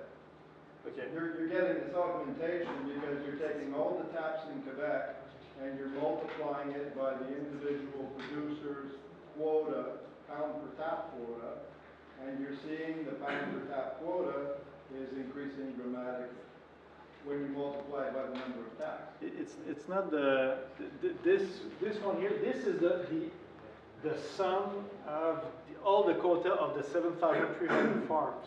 Right. So some of that, On a pound per pound. yeah, but this is the total, 148 million pounds. Yeah, so assuming there's no augmentation other than 2016 in the last 8 years, the taps have remained relatively consistent over your period in the graph. Except for the augmentation in 2016. But it's 5 million taps. Yeah, no, I'm clear, but it's not all installed either. No, but in the provision here, it will be If I installed. understand correctly, what you're saying is, so I'm a new producer. I have the right to 10,000 taps at 2.5 pounds per tap. So I have a 25,000 pound quota basically. So what you're saying is that when you add up all the producers in Quebec, that individual pound quota is escalating because every 3 years, certain producers are getting Right. more quota. Right. And it's hard to understand why you're having an exponential increase. Correct? It's not hard to understand. It's easy to understand. Okay. Because- Easy to understand, but then now you have a financing issue. Yeah. Understood. Okay, thank you. Mais, Oui, Jonathan. Joël, Joël. la courbe est exponentielle là-dedans, tu comptes les 5 millions de nouvelles emplois qu'on a donnés. Oui. Elle va arrêter de monter comme ça. Non, mais Non. Elle n'arrêtera pas pour une seule raison, c'est exemple, c'est cette année que vous avez fait 125% de contingent. Votre 125%, il compte dans la croissance pour 2018, il va compter pour la croissance 2019, il va compter pour la croissance 2020. Alors que la logique voudrait que si votre contingent augmente parce que vous êtes mal habillé, c'est un peu le principe qu'on utilise, une fois qu'on l'a monté une fois, on devrait théoriquement regarder quel devrait être votre... Il devrait encore monter ou une fois qu'il a monté d'une étape, il est-tu suffisant ce contingent-là? Votre 125%, là, c'est comme s'il faudrait qu'on l'efface. À ce temps que le contingent est monté, le 125, il n'est plus 125, il est peut-être à 110 ou à 105. Parce que tout d'un coup, vous êtes mieux habillé. On considère encore que votre année mal habillée, elle compte encore comme une année mal habillée. Je ne sais pas si vous me suivez. Mais le volet croissance, c'est combien par année de plus? C'est jusqu'à 25% Non, par mais entreprise. combien par année qui augmente en ce moment? À comparer à l'année passée, il était à 140, qui a augmenté Cette de année, 5, 18 millions. 18 millions. 18 millions. de On livres. va offrir aux producteurs, ça va partir, là, ça ne sera pas bien long, là, dans le mois qui s'en vient. En fait, l'année passée, on avait offert 9 millions, puis il y en a 8 qui ont été finalement accordés parce que les gens, il y en a qui l'ont demandé, pas le demander par écrit. Cette année, on dépasserait le 15 millions si 100% des gens diraient oui, je veux la croissance. C'est bon? Je suis content, oui? Oui, mais là, avec, ça fait 2 grosses années qu'on a. À un moment donné, ça va bien faire ça, ça va bien descendre. Là. Non, parce que votre minimum de production avec sa coupe, c'est 70%. Puis il faut que la moyenne de 70%, c'est une moyenne sur 5 ans. Fait qu'avant que vous, dans la salle, vous ayez une moyenne en bas de 70% sur une moyenne de 5 ans, il va falloir que ça aille mal longtemps. Là. Fait que le contingent, il monte, mais là, on dirait qu'en fait, il y a une partie des producteurs, ils ne feront plus jamais leur contingent. Ils vont toujours faire entre 70 et probablement 100% de leur contingent. Parce que le contingent est rendu à 5, 6 livres, 6 livres et demi. Fait qu'à 6 livres et demi, il faut qu'ils fassent au moins 70% de 6 livres avant de commencer à penser à être coupés. Fait qu'ils vont toujours se retrouver dans la braquette où ils font jamais leur contingent. Et la logique veut que votre contingent soit en fonction d'une année moyenne. Si la nature est généreuse, vous faites du hors contingent. Si la nature est moins généreuse, bien là, vous faites un peu vous ne remplissez pas votre contingent, puis vous servez du hors contingent que vous ramenez dans une année normale, vous pouvez le transférer à raison de 20%. Mais il va arrêter. Ça, on ne faut pas amuler dans l'entaille. Sauf qu'on comprend que ceux qui ont déclenché beaucoup et qui sont rendus à 5, 6, 7 livres à l'entaille, eux autres, ils ne feront plus jamais de leur contingent. Et c'est pas normal que la moitié des producteurs font de temps en temps de leur contingent, puis il y en a une autre partie qui n'en font jamais. Ils sont comme tout d'un coup un brin trop habillés. C'est ça, dans le fond, que le règlement, on se rend compte avec ça. Je reviens tantôt quand j'ai dit le contingent n'est pas ajusté en ligne avec les ventes. l'année qu'on va faire une plus petite année. Rappelez-vous que vous avez le droit de ramener 20% de hors contingent. Là, le contingent, il ne lâche pas d'augmenter. Il est rendu à 148 millions. Un chiffre de rond, 150. Si tu en fais une petite année, quand on fait ce compte, c'est moins que 20%, c'est 18%. Ben, tu vas ramener ton 18% de hors contingent. Il va manquer d'argent dans le système en quelque part, là, parce que là, c'est une petite année, mais ça va être encore une grosse année parce que ton contingent qui est rendu mieux que ce que tu es capable de faire. Fait que ce volume d'argent-là, là, tu es capable de payer Bruxelles sur les 15%, à 65%. C'est ces choses-là qu'on va réfléchir à l'Assemblée. On le voit, là, qu'il y a une distorsion. Je te dirais, depuis le début, juste de prendre en compte, de garder ta troisième année qui continue à te donner une augmentation, même si on t'a ajusté, elle continue à compter pour augmenter. Ça n'est une distorsion. Bon, regarde, les premières années, ça ne faisait pas tant de distorsion que ça. Mais là, on le voit, là on vient de passer, là, on dit 2 grosses années. Mais en réalité, il y a des régions, là, ça fait 4 bonnes années. Les 2 dernières, c'était exceptionnel, plus la troisième et la quatrième année passée, c'était des bonnes années. Fait que là, ils sont en augmentation de contingent tout le temps. L'année prochaine, ils peuvent faire rien que 80% du contingent. Ils vont avoir encore droit à une augmentation de contingent. Ils vont faire 80%, ils vont lâcher 20% de leur contingent. C'est tout ça qu'il faut regarder. On dit, regarde, c'est plus, le contingent n'est plus en lien avec les ventes. Alors, regardons comment est-ce qu'on arrange ça. Mais en même temps qu'on regarde ça, il faut penser qu'il y a des producteurs qui ont 2,5 livres de contingent. Il y a des producteurs qui viennent de commencer. Il y a des producteurs qui, ça fait qu'un an, 2 ans ou 3 ans qu'ils sont arrivés. Ils commencent à avoir le droit de l'augmentation de contingent. On le coupe, ça va avoir Fait que tout ça, moi, je pense, on pourra prendre une décision. Ça serait bien facile. Demain matin, le conseil d'administration il se réunit, puis on a la légitimité de le prendre. On pourrait dire on paye le contingent à 75%, c'est réglé. Mais un producteur qui a 2 livres et demi de contingent, il dit à 75%, là, il va faire du hors contingent. Bon, c'est tout ça que, moi, je pense qu'il faut le réfléchir comme il faut. C'est-tu sur 1 ou 2 paliers qu'il faut aller pour faire ces ajustements-là, en attendant que les ventes continuent d'augmenter? Tu sais, il faut faire attention à la distorsion qu'on fait. Ben, moi, je te dirais, le trop de hors contingent, regarde, quand il arrive en inventaire à la fédération, pour la fédération, la seule chose qui a coûté, puis il ne faut pas ça être du industriel, la seule chose qui a coûté, c'est le conditionnement pour le mettre en entreposage. Mais s'il ne veut pas l'envoyer en vente, là, il peut le vendre par la porte en arrière. Ben, regarde, ce bout-là, il y a du monde qui sont en fédération pour faire respecter la réglementation. Regarde, vous l'avez vu, on va en parler un petit peu plus loin. Là, il y a eu des décisions. Il y a des producteurs qui ont dit moi, je vais l'envoyer tout à l'exportation en dehors de la province. On a eu des décisions finales cette année. Moi, je vais vous dire, dans le moment, il y a des producteurs, il y a plusieurs producteurs qui sont en train de régler. On a réglé plusieurs producteurs depuis 2 ans. Les producteurs qui ont décidé moi, je vous dirais, là, on parle du cas de Mme Grenier, on en parle un peu plus loin. Et, regarde, ça faisait depuis 2002 qu'elle était dans le processus des tribunaux. C'est correct, on est dans un système de droit. Mais là, c'est fini. C'est fini. Il y a eu une décision de la Cour suprême. Elle ne sera pas entendu que les décisions de la Cour qu'il y avait eu antérieurement avec le régime agricole étaient les bonnes décisions. Ce que ça a fait, tous les producteurs qui étaient en attente pour dire, ben regarde, moi, on va prendre ce trail-là, je n'aurais pas besoin de payer, je n'aurais pas besoin d'être dans le contingent. Mais regarde, ils sont en train de régler, ou s'ils ne veulent pas régler, regarde, on va avoir le même processus va se faire, on n'arrêtera pas ce bout-là. On a décidé au Québec en 2002, qu'on mettait en commun nos actions pour que les inventaires soient tous supportés par les producteurs. À partir de ce moment-là, moi je peux dire que le prix du sirop d'érable s'est ajusté, il s'est ajusté en fonction de ce que ça coûtait de produire et en fonction de ce que ça coûtait de supporter. Fait que déjà dans le passé, avant 2000, on peut dire que les acheteurs, ils nous chargeaient une déprime pour supporter les inventaires parce que quand ils en avaient trop, ils finissaient par le ramasser. Là. 85 cents, c'était ça la déprime en 2000. Je vais te donner 85 cents, je ne sais pas quoi faire avec, moi je vais rentrer dans mon entrepôt.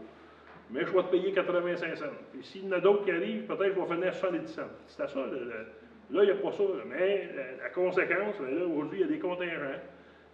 Au Québec, c'est comme ça. Puis les tribunaux se sont prononcés en disant les professeurs au Québec, ils font de même. Puis on va le faire respecter, ce bout-là. C'est sûr, certain, on ne reculera pas là-dessus. Je ne sais pas s'il y a d'autres. Oui. Comme c'est là, qu'est-ce que tu viens de dire, ceux qui ont des permis d'exportation sans contingent ont la loi. Au Québec, exactement. C'est exactement ça le débat qu'il y a eu pour la Cour suprême. Un professeur. La seule nuance, c'est qu'on peut exporter du produit en petits contenants vers d'un consommateur, des petites quantités. Mais dès que vous vendez du sirop en vrac, il faut que ça passe par un acheteur autorisé. Puis dès que vous vendez des bouteilles, à ce moment-là, il faut avoir du contenant pour que ça rentre dans votre vente détail intermédiaire. C'est ça. C'est vrai. Non, mais l'acheteur autorisé, il est obligé de déclarer tout ce qu'il achète ou tout ce qu'il exporte. Oui. Il est obligé de déclarer. Il n'est pas obligé de déclarer à la Fédération. J'exporte, mettons, 10 millions de livres, puis il y en a 9 qui arrivaient du Québec, puis un qui arrivait du Nouveau-Brunswick, il n'est pas obligé de déclarer ça. Là. Mais lui, il a l'obligation, quand il achète du sirop du Québec, de faire classer le sirop. Il a l'obligation de payer à la Fédération, c'est la Fédération qui paye le plus. Tout son sirop à lui, s'il n'y a pas de contingent, puis il exporte, il est illégal. Le sirop En baril ou en petit contenant. Oui.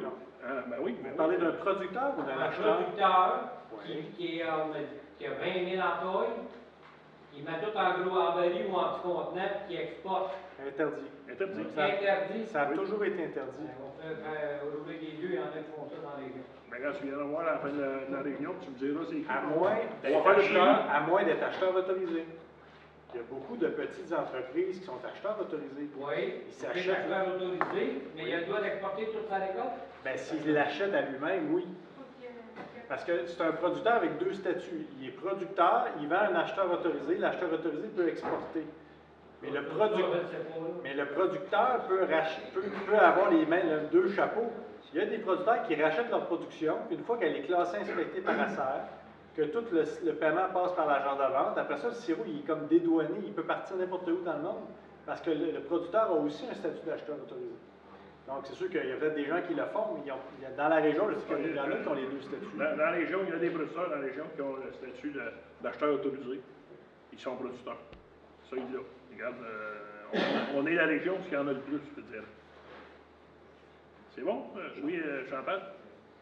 Moi, je voulais en dire que si la croissance, elle augmente trop vite pour les ventes, mais notre système de réduction, le volet réduction, ça veut dire qu'il n'est pas convenable non plus. Il faudrait que ce soit révisé aussi. Là. Si on revise celui de la croissance, il faut absolument reviser celui de la réduction.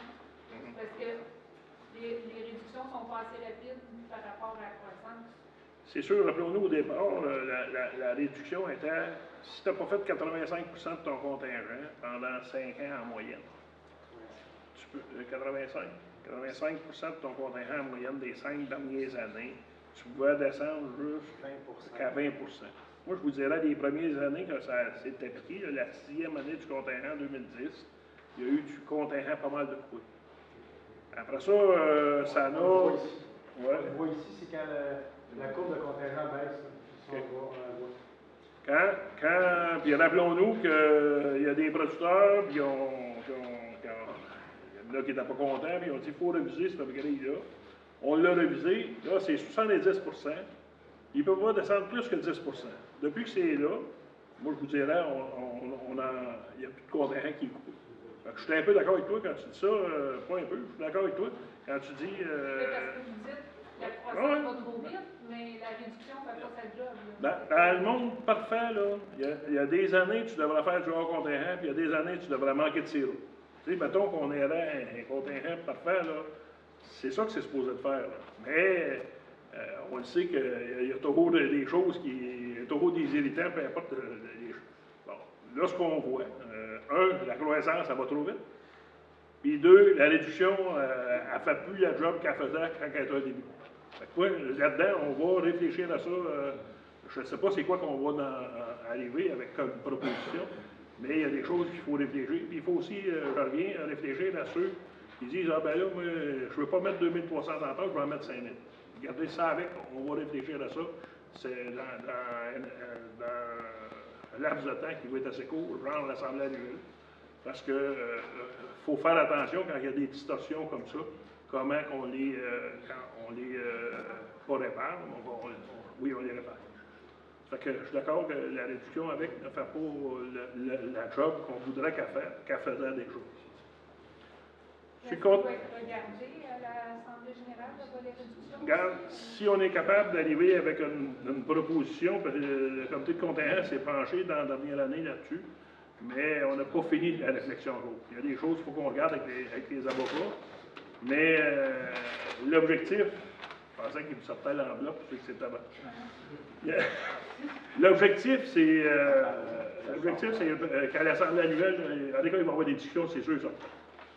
Pour ceux qui sont ici à soir, l'important, ça devrait être à l'Assemblée annuelle le 22 et le 23 pour entendre les discussions qui vont avoir abouti de la réflexion dans la dernière année. Oui, Luc? Le nouveau contingent qui a été donné le 2 ans, le dernier, le 5 millions d'entailles. Oui. Est-ce qu'il y a une liste officielle de ça, de qui en a eu? Les démarrages? Les démarrages, agrandissements, tout. Les agrandissements, il n'y a pas de liste. La liste de démarrage. Démarrage. La liste d'agrandissement, ben, on l'a. Il y avait, de mémoire, il y a 2000. Dans le tirage au sort, il y avait l'agrandissement, il y avait le démarrage. Non, pas l'agrandissement. Pas l'agrandissement. L'agrandissement, c'est à chaque année. Non, pas chaque année. Ceux qui en voulaient. Quand il y avait un volume X, là, 3,5 millions de livres d'entailles, qui a été donné en agrandissement. Fait que tous ceux qui en voulaient, ils ont postulé. Ça, la liste n'est pas. On n'a pas sorti la liste. Il y avait 2500 producteurs dans ces eaux-là. L'année passée. Tous les démarrages et la relève, ça, quand le tirage a eu lieu, à la fin, on a fait connaître dans chaque région, je vous dirais, mettons, pour la région de Saint-Jean-Vallée-Fille, de mémoire, c'est 12 producteurs, Jean, qu'il y a eu. 11 producteurs. Des 11 producteurs, justement, on a donné une formation l'année passée pour tous ces nouveaux producteurs-là, pour tous les expliquer c'est quoi du contingent, c'est quoi tu peux faire du hors contingent, si tu en fais, toutes les conséquences de comment la production se fait. Fait que ces 11 producteurs-là, moi je te dirais, on les connaît dans la région, le syndicat les connaît, puis on les a tous approchés. D'ailleurs, 100% des producteurs sont venus à la formation. Mais les ceux d'agrandissement, non, on ne l'a pas, mais la Fédération, elle l'a, cette liste-là. La Fédération a la liste, mais elle n'est pas officielle. Non, c'est pas une liste qu'on a publiée. Mettons, Luc Ouimet a mis 2000 ampères. Là, on ne l'a pas publié comme ça. On continue avec les modalités de paiement pour le sirop 2017. Donc, rappelez-vous les deux façons dont le sirop d'érable est payé au Québec. Donc, d'une part, tous ceux qui participent au programme d'avance, donc vous êtes payés selon le principe de base de l'agence de vente, c'est-à-dire 3 versements. C'est selon la colonne de droite, en fait. Vous êtes payés, en fait, 15 juillet, 15 novembre, 15 mars. Toujours en fonction des encaissements faits par rapport aux acheteurs qui nous payent, donc à toutes les 15 du mois, sur les paiements des acheteurs, et on retourne cet argent-là aux producteurs selon ces modalités-là. Le paiement final se fait au 15 mars.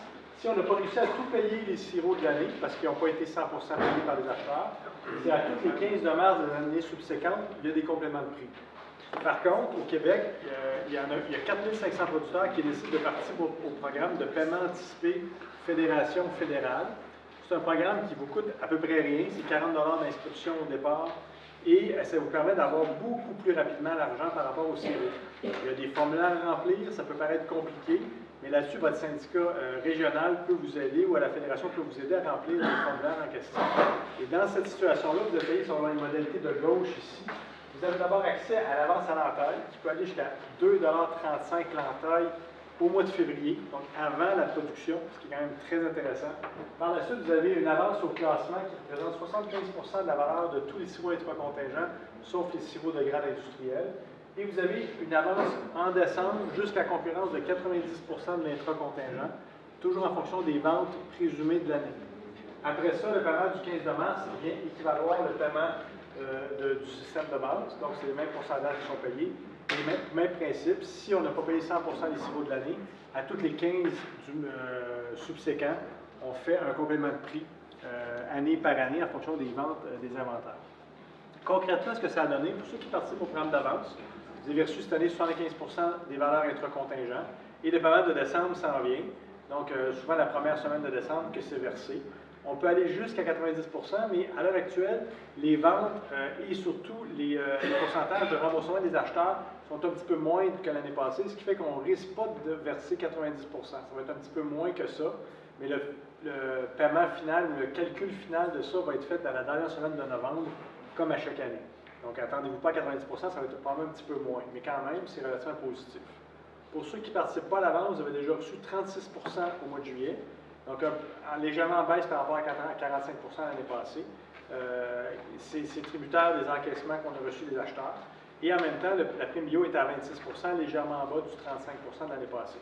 Il y a un paiement le 15 novembre qui s'en vient, donc dans moins d'un mois, les producteurs à ce moment-là vont recevoir un paiement complémentaire. Donc en fonction des encaissements reçus pour la fin octobre, essentiellement le 31 octobre.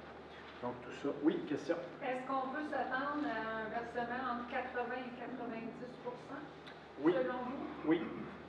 La réponse c'est oui. Maintenant, quel est le pourcentage? Il y a au moins 5% qui risque d'être versé. Au moins, c'est ce qu'on regarde à l'heure actuelle. Maintenant, un bon résumé des pourcentages de paiement depuis les dernières années. Donc, vous voyez ici toutes les années de sirop qu'on a en stock. La plus vieille est en 2009 et elle risque de se fermer donc cette année. Donc, vous voyez ici les pourcentages de paiement. En moyenne, on a payé des sirops à 95,2%, donc intracontingent. Donc, ce que ça veut dire, c'est que le contingent, jusqu'à maintenant, il était pas mal aligné avec les ventes. Parce qu'on est supposé de vendre à peu près, le target, c'est de vendre 100% du contingent dans l'année récolte ou à plus brève échéance, le plus près possible. À 95,2%, c'est quand même pas loin du target ou de l'objectif qu'on avait voulu. Les années peut-être les moins payées, c'est 2014 avec 92%. L'année la plus payée, c'est 2010 avec quasiment 97% intracontingent payé. Donc, mentionnons aussi 2011, on est monté à 96,6%. On a eu un bond important de vrai 6-7% cette année. Rappelez-vous, c'est le fameux dossier du vol de sirop. Le sirop volé en 2011-2012 n'était que du sirop 2011. Et on a réussi à s'entendre hors cours avec l'assureur. L'assureur, rappelez-vous, attendait que tous les procès des présumés voleurs soient terminés. Il y a eu plusieurs condamnations. Vous avez suivi les médias au cours de l'année. Donc, le dossier judiciaire est fermé. Donc, l'assureur a payé. Et forcément, l'argent, on l'a reçu et on l'a retourné au producteur. On parle de 16 ou 17 millions, si la mémoire est bonne. C'était au mois de mai-juin de cette année que les paiements ont été faits. Donc, ça a fait monter le versement de 2011 à 96%.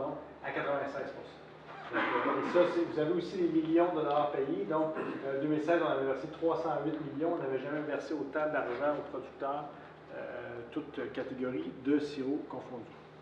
C'est sûr que c'était des plus grosses récoltes. C'était des grosses récoltes.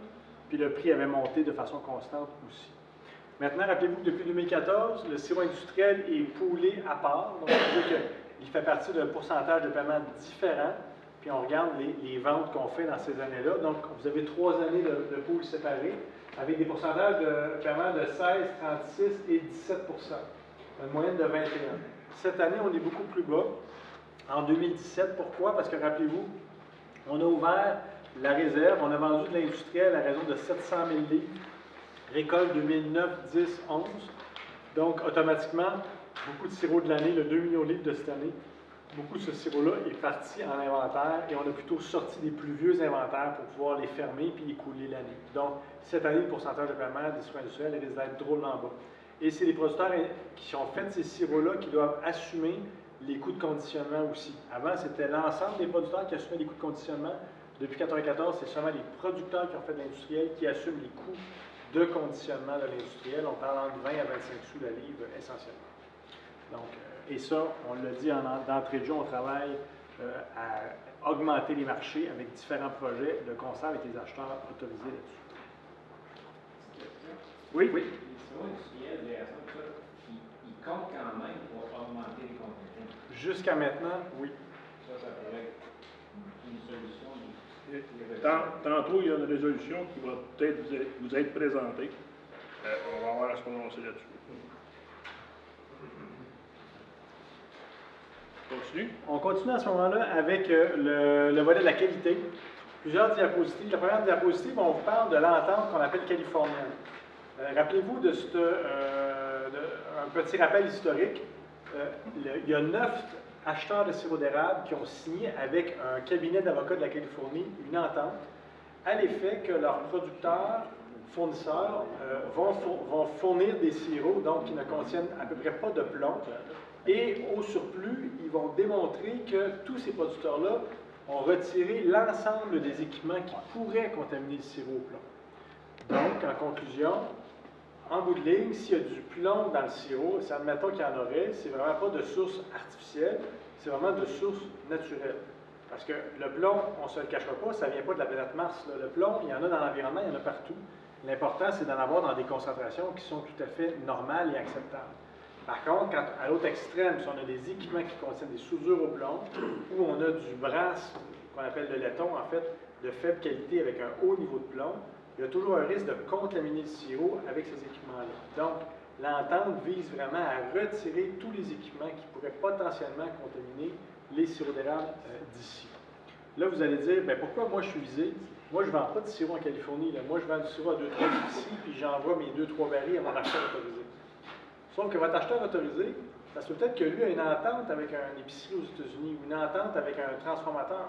Puis ça se peut que quand le sirop rentre aux États-Unis, ben, le sirop s'en aille finalement en Californie. Alors, indirectement, beaucoup de producteurs sont touchés par ça.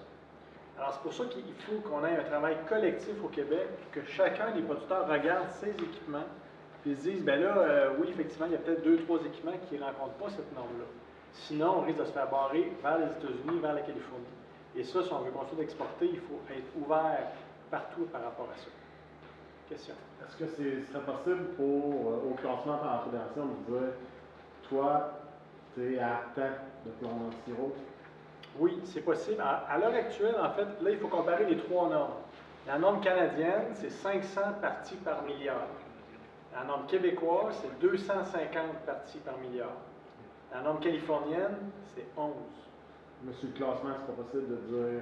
11 parties par milliard, c'est à peu près la norme, je dirais, naturelle de plomb dans le sirop d'érable jusqu'à un certain point. Alors, ce que je veux dire par là, c'est quand même que si on teste tous les sirops du Québec, il y a des chances que la majorité d'entre eux passent en haut de cette norme-là.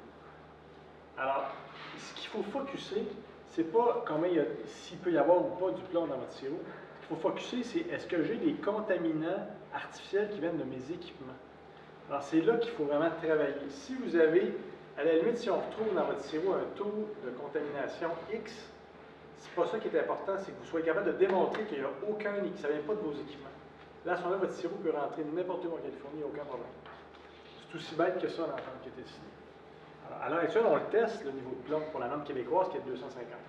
Il y a plusieurs milliers de barils à chaque année qui sont testés. Les barils qu'on détruit, c'est ceux qui dépassent le 250, puis il n'y en a pas tellement. Et à 11, c'est une norme qui est, on pourrait faire un débat que je ne veux pas faire ici, là, mais on peut faire tout un débat à savoir si c'est une norme qui a de l'allure ou pas. On est pogné avec ça parce qu'il y a eu 9 transformateurs qui ont signé ça avec un cabinet d'avocats en Californie. Alors, on ne peut pas défaire ça, c'est signé depuis 2012-2013. Donc, qu'est-ce qu'on fait pour ça? On a un projet qu'on a fait avec le Centre Acer et le MAPAC et les conseillers de club d'encadrement et un paquet de monde. En gros, première chose à retenir, vous êtes visé en fonction de quelle année. Plus vous êtes une grosse entreprise, plus vous êtes visé rapidement. Récolte 2018, récolte 2019, récolte 2020 ou récolte 2021. Peu importe votre grosseur d'entreprise, les barils galvanisés 2020, ça va être interdit, refusé. Alors, préparez-vous à les mettre soit dans des calvettes dans le bois ou en faire des pots de fleurs devant vos maisons. Le galvanisé, c'est à ça que ça sert. On ne met pas un produit qui vaut 1500$ dans un baril qui vaut rien. Alors déjà là, c'est important. Puis 2, après ça, fiez-vous à ces guides-là pour vous améliorer. Et maintenant, à l'Assemblée générale annuelle, cette année, le Centre Acer va publier de façon officielle un guide pour vous aider, vous, ou aider vos conseillers de club à vous aider donc à changer les équipements puis à voir c'est où les points faibles, les lacunes. Il y a déjà beaucoup d'acheteurs autorisés qui ont déjà commencé des discussions avec leurs producteurs fournisseurs pour justement améliorer la qualité du sirop. Bon, ça va? Sirop retravaillé. Ça, c'est un enjeu qui arrive depuis quelques années. En gros, il y a un nombre grandissant de sirops au goût de bourgeon qui ont subi un retravaillage à la cabane à sucre. Pourquoi? Parce qu'on sait, il y a des entreprises, on ne sait pas des fois pourquoi ils sont rendus dans du bourgeon. Des fois, c'est du bourgeon faible qui arrive en milieu de saison. C'est un problème. Ils ne savent pas qu'est-ce qu'ils ont fait que ce goût-là léger sort. Mais une chose est sûre, c'est que ce goût-là léger, l'industrie n'en veut pas. L'industrie n'en veut pas. Fait qu'il y a des producteurs de bonne foi qui disent, bien, s'il y a un défaut dans mon sirop, je vais essayer de le retravailler pour ôter ce défaut-là. Des fois, ça marche. Des fois, ça ne marche pas. Des fois, ça marche seulement à court terme. C'est-à-dire que le sirop retravaillé, à court terme, il est bon. Et 3 mois après, le goût revient. Et les tests du Centre Acer ont démontré que si le retravaillage est mal fait, ça arrive souvent, au bout de 6 mois, ça regoute le bourgeon. Donc, il y a des enjeux importants. Puis les acheteurs là, qui ont acheté du sirop qui a passé au classement bon goût, bien après, surtout avec des problèmes de mélange, des problèmes dans leur bouteille, parce que ça se peut que le mauvais goût ressort. Donc, c'est un impact très négatif pour l'image du sirop du Québec. Le développement des marchés est beaucoup plus laborieux dans ce temps-là. Après ça, la perception des acheteurs par rapport au sirop retravaillé, il commence à y avoir une certaine nervosité. Hein.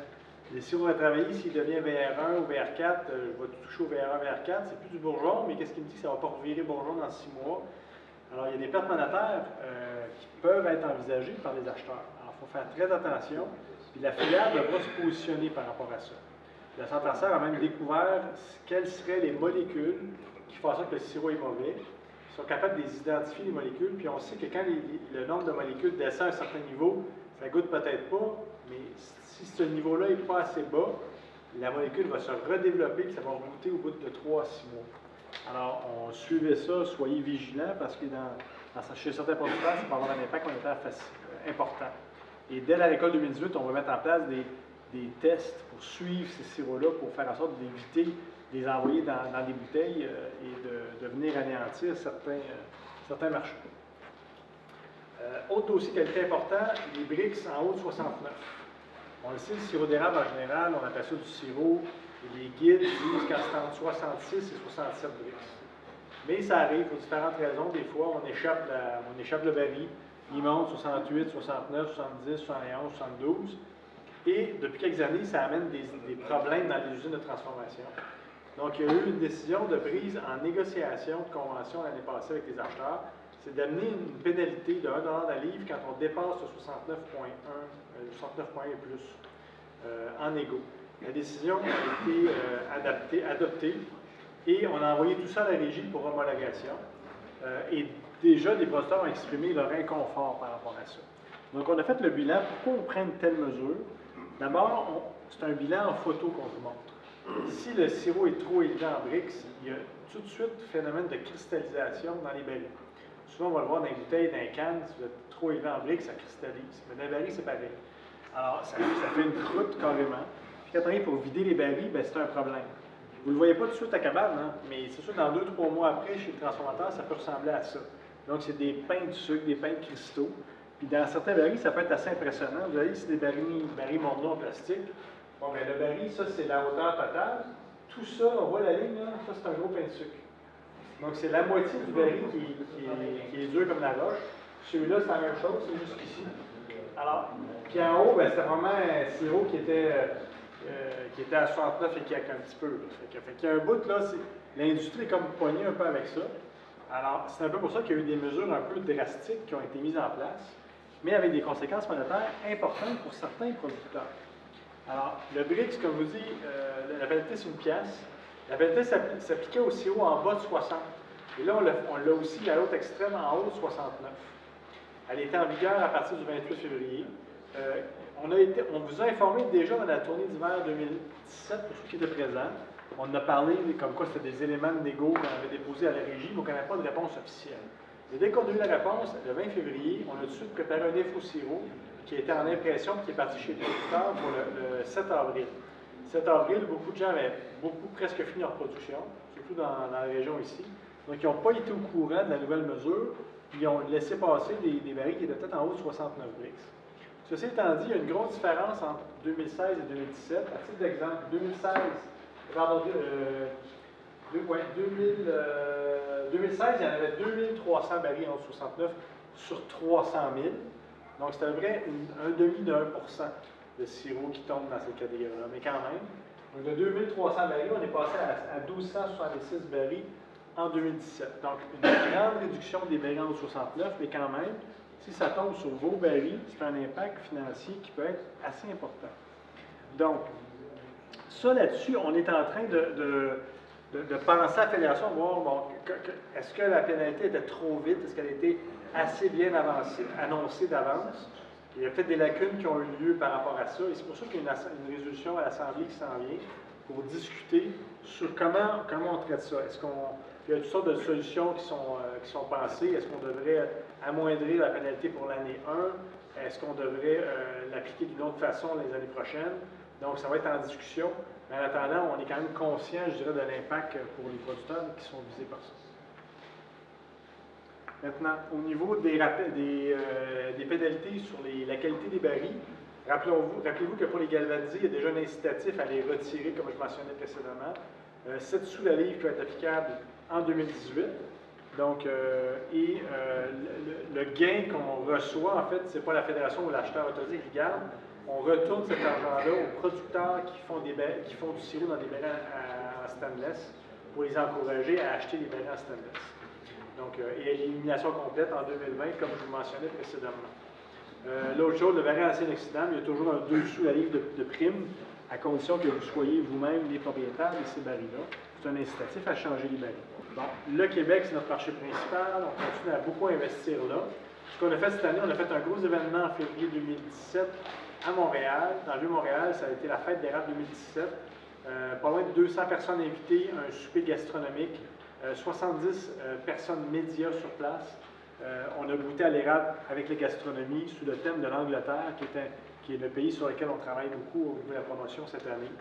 On a également été commanditaire de l'émission Les Chefs à Radio-Canada cette année. Très belle participation, avec entre autres une émission avec une thématique sur l'érable en particulier, où on invitait les apprentis chefs à faire des recettes avec l'érable dans toutes sortes de mets. Donc ça a été bien vu. Et plus tard cet automne, une émission cuisine futée pour parents pressés, avec encore une fois une thématique à l'érable. Donc on est commanditaire de ça, et l'érable est vraiment utilisé comme un ingrédient premium dans ces émissions-là. Alors ça fait faire des recettes à la maison. Au niveau sportif, on est toujours avec des athlètes. Entre autres, on est commanditaire officiel d'un cycliste professionnel qui s'appelle Hugo Hull. Hugo Hull fait du cyclisme pour l'équipe de France sur les marchés internationaux. Donc, il carbure à l'érable. Et également, on est toujours commanditaire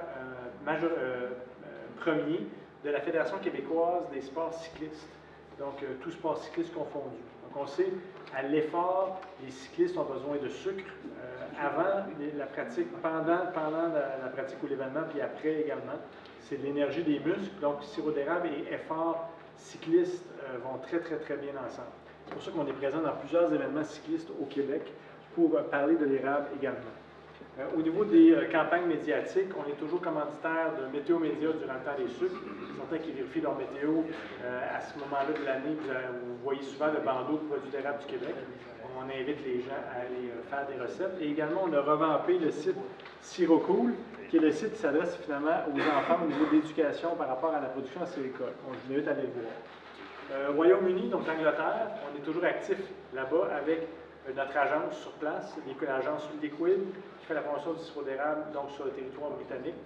Un livre de recettes qui a été publié, différents soupers gastronomiques à l'érable, une formation dans des écoles de cuisine où l'érable est une des thématiques données en cours, et également un partenariat avec deux équipes de soccer féminin en Angleterre, où, encore une fois, ils carburent à l'érable. Donc, on est commanditaires premiers pour ces équipes sportives-là également.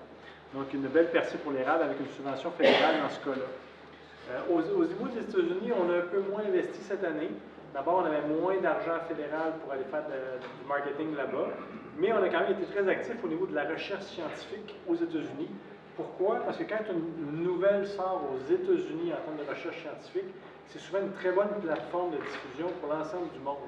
Donc, c'est pour ça qu'on a été, en fait, on a co-organisé un congrès, un colloque de l'American Chemical Society, qui est finalement une association de chimistes qui ont fait un congrès à Los Angeles, à Las Vegas cette année, pour parler des bienfaits de l'érable par rapport à la santé. Alors, la thématique, ce n'était que l'érable, et ça a eu une belle diffusion internationale dans le monde scientifique et le monde de la diététique aussi.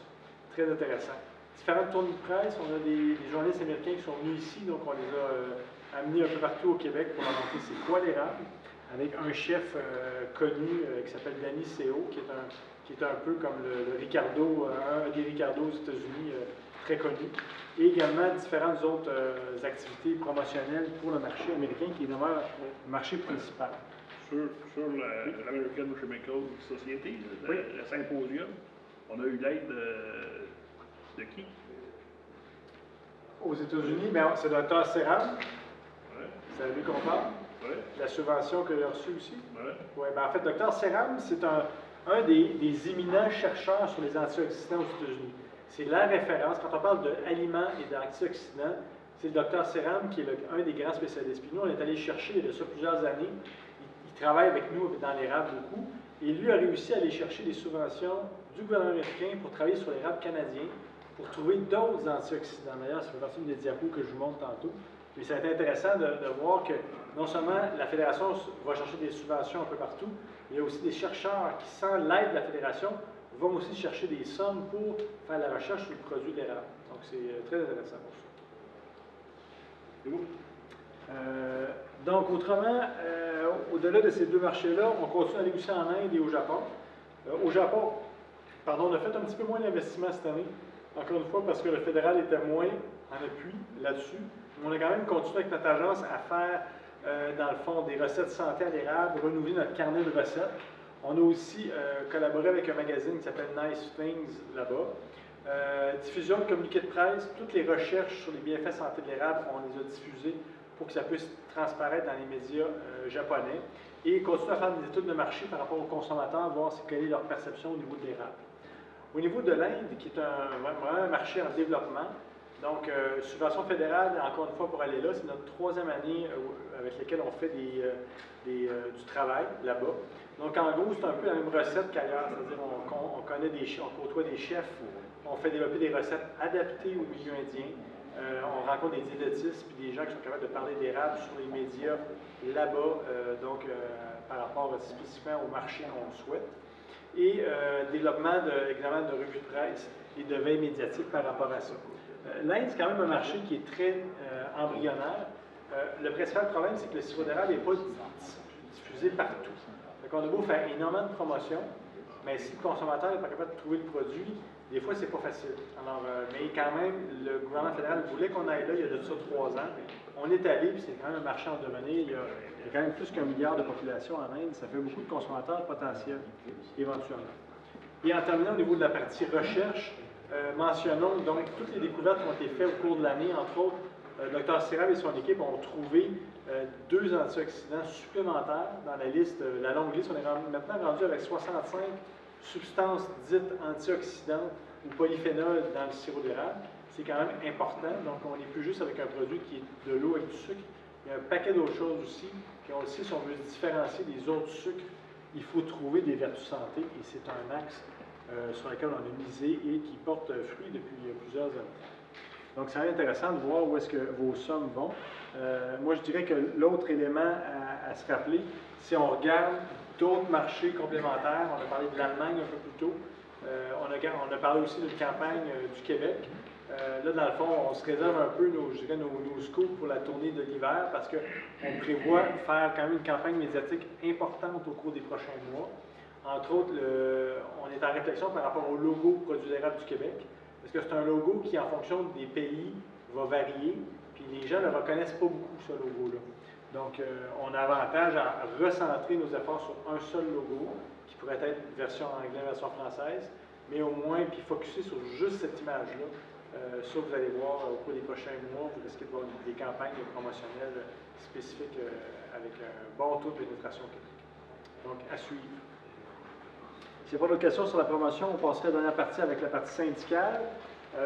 D'une part, la fédération est en planification stratégique. Ça veut dire quoi, ça? C'est... On veut planifier. C'est vraiment ça le principe. L'industrie acéricole québécoise, c'est plus vraiment trop de l'artisanat. C'est de la passion, c'est des gens, mais c'est aussi des entreprises, c'est des revenus en région, c'est une fierté. Puis je pense qu'on veut que ça se continue, ça. Puis on sait, la Fédération a été particulièrement heurtée au cours des dernières années. Certains rapports dont je vais taire le nom, mais ont quand même mis, je dirais, on nuit à la crédibilité des efforts que vous supportez avec vos prélevés que vous donnez à la Fédération. Donc, on veut se projeter où en 2023? C'est ça le principe. On veut-tu continuer à exporter plus? On veut-tu faire plus de sirop? On veut-tu ajouter de nouvelles entailles? Qu'en est-il de la qualité? Où est-ce qu'on se voit là, dans 5 à 7 ans? Alors, c'est pour ça qu'on a dit, bien là, il faut se projeter, il faut se planifier la suite des événements. On avait fait une planification stratégique en 2012 et 2016. C'est la première fois de son histoire qu'on le faisait.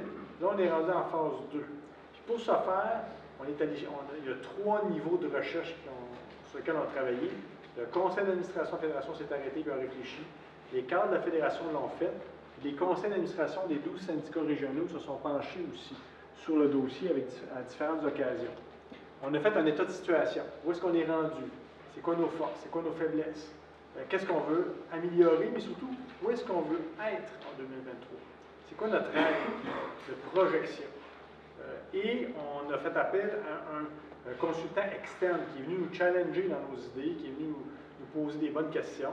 On a commencé en janvier à la réflexion et tout va se culminer à l'Assemblée générale annuelle à la fin du mois de novembre avec une présentation officielle à tous les membres présents et autres de notre projection de où est-ce qu'on souhaite être en 2023. Donc, restez éveillés. Vous allez voir que ça peut être intéressant de voir du moins ce que vos administrateurs et vos représentants régionaux ont planifié.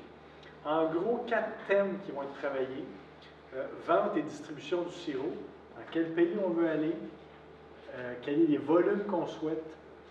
Et quels seraient les prix de ces sirops. C'est quoi nos stratégies de vente moyen-long terme?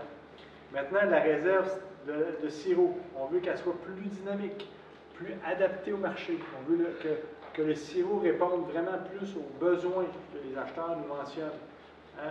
On veut-tu monter à plus de réserves, moins de réserves? Comment on veut la rendre dynamique? On veut-tu faire une rotation?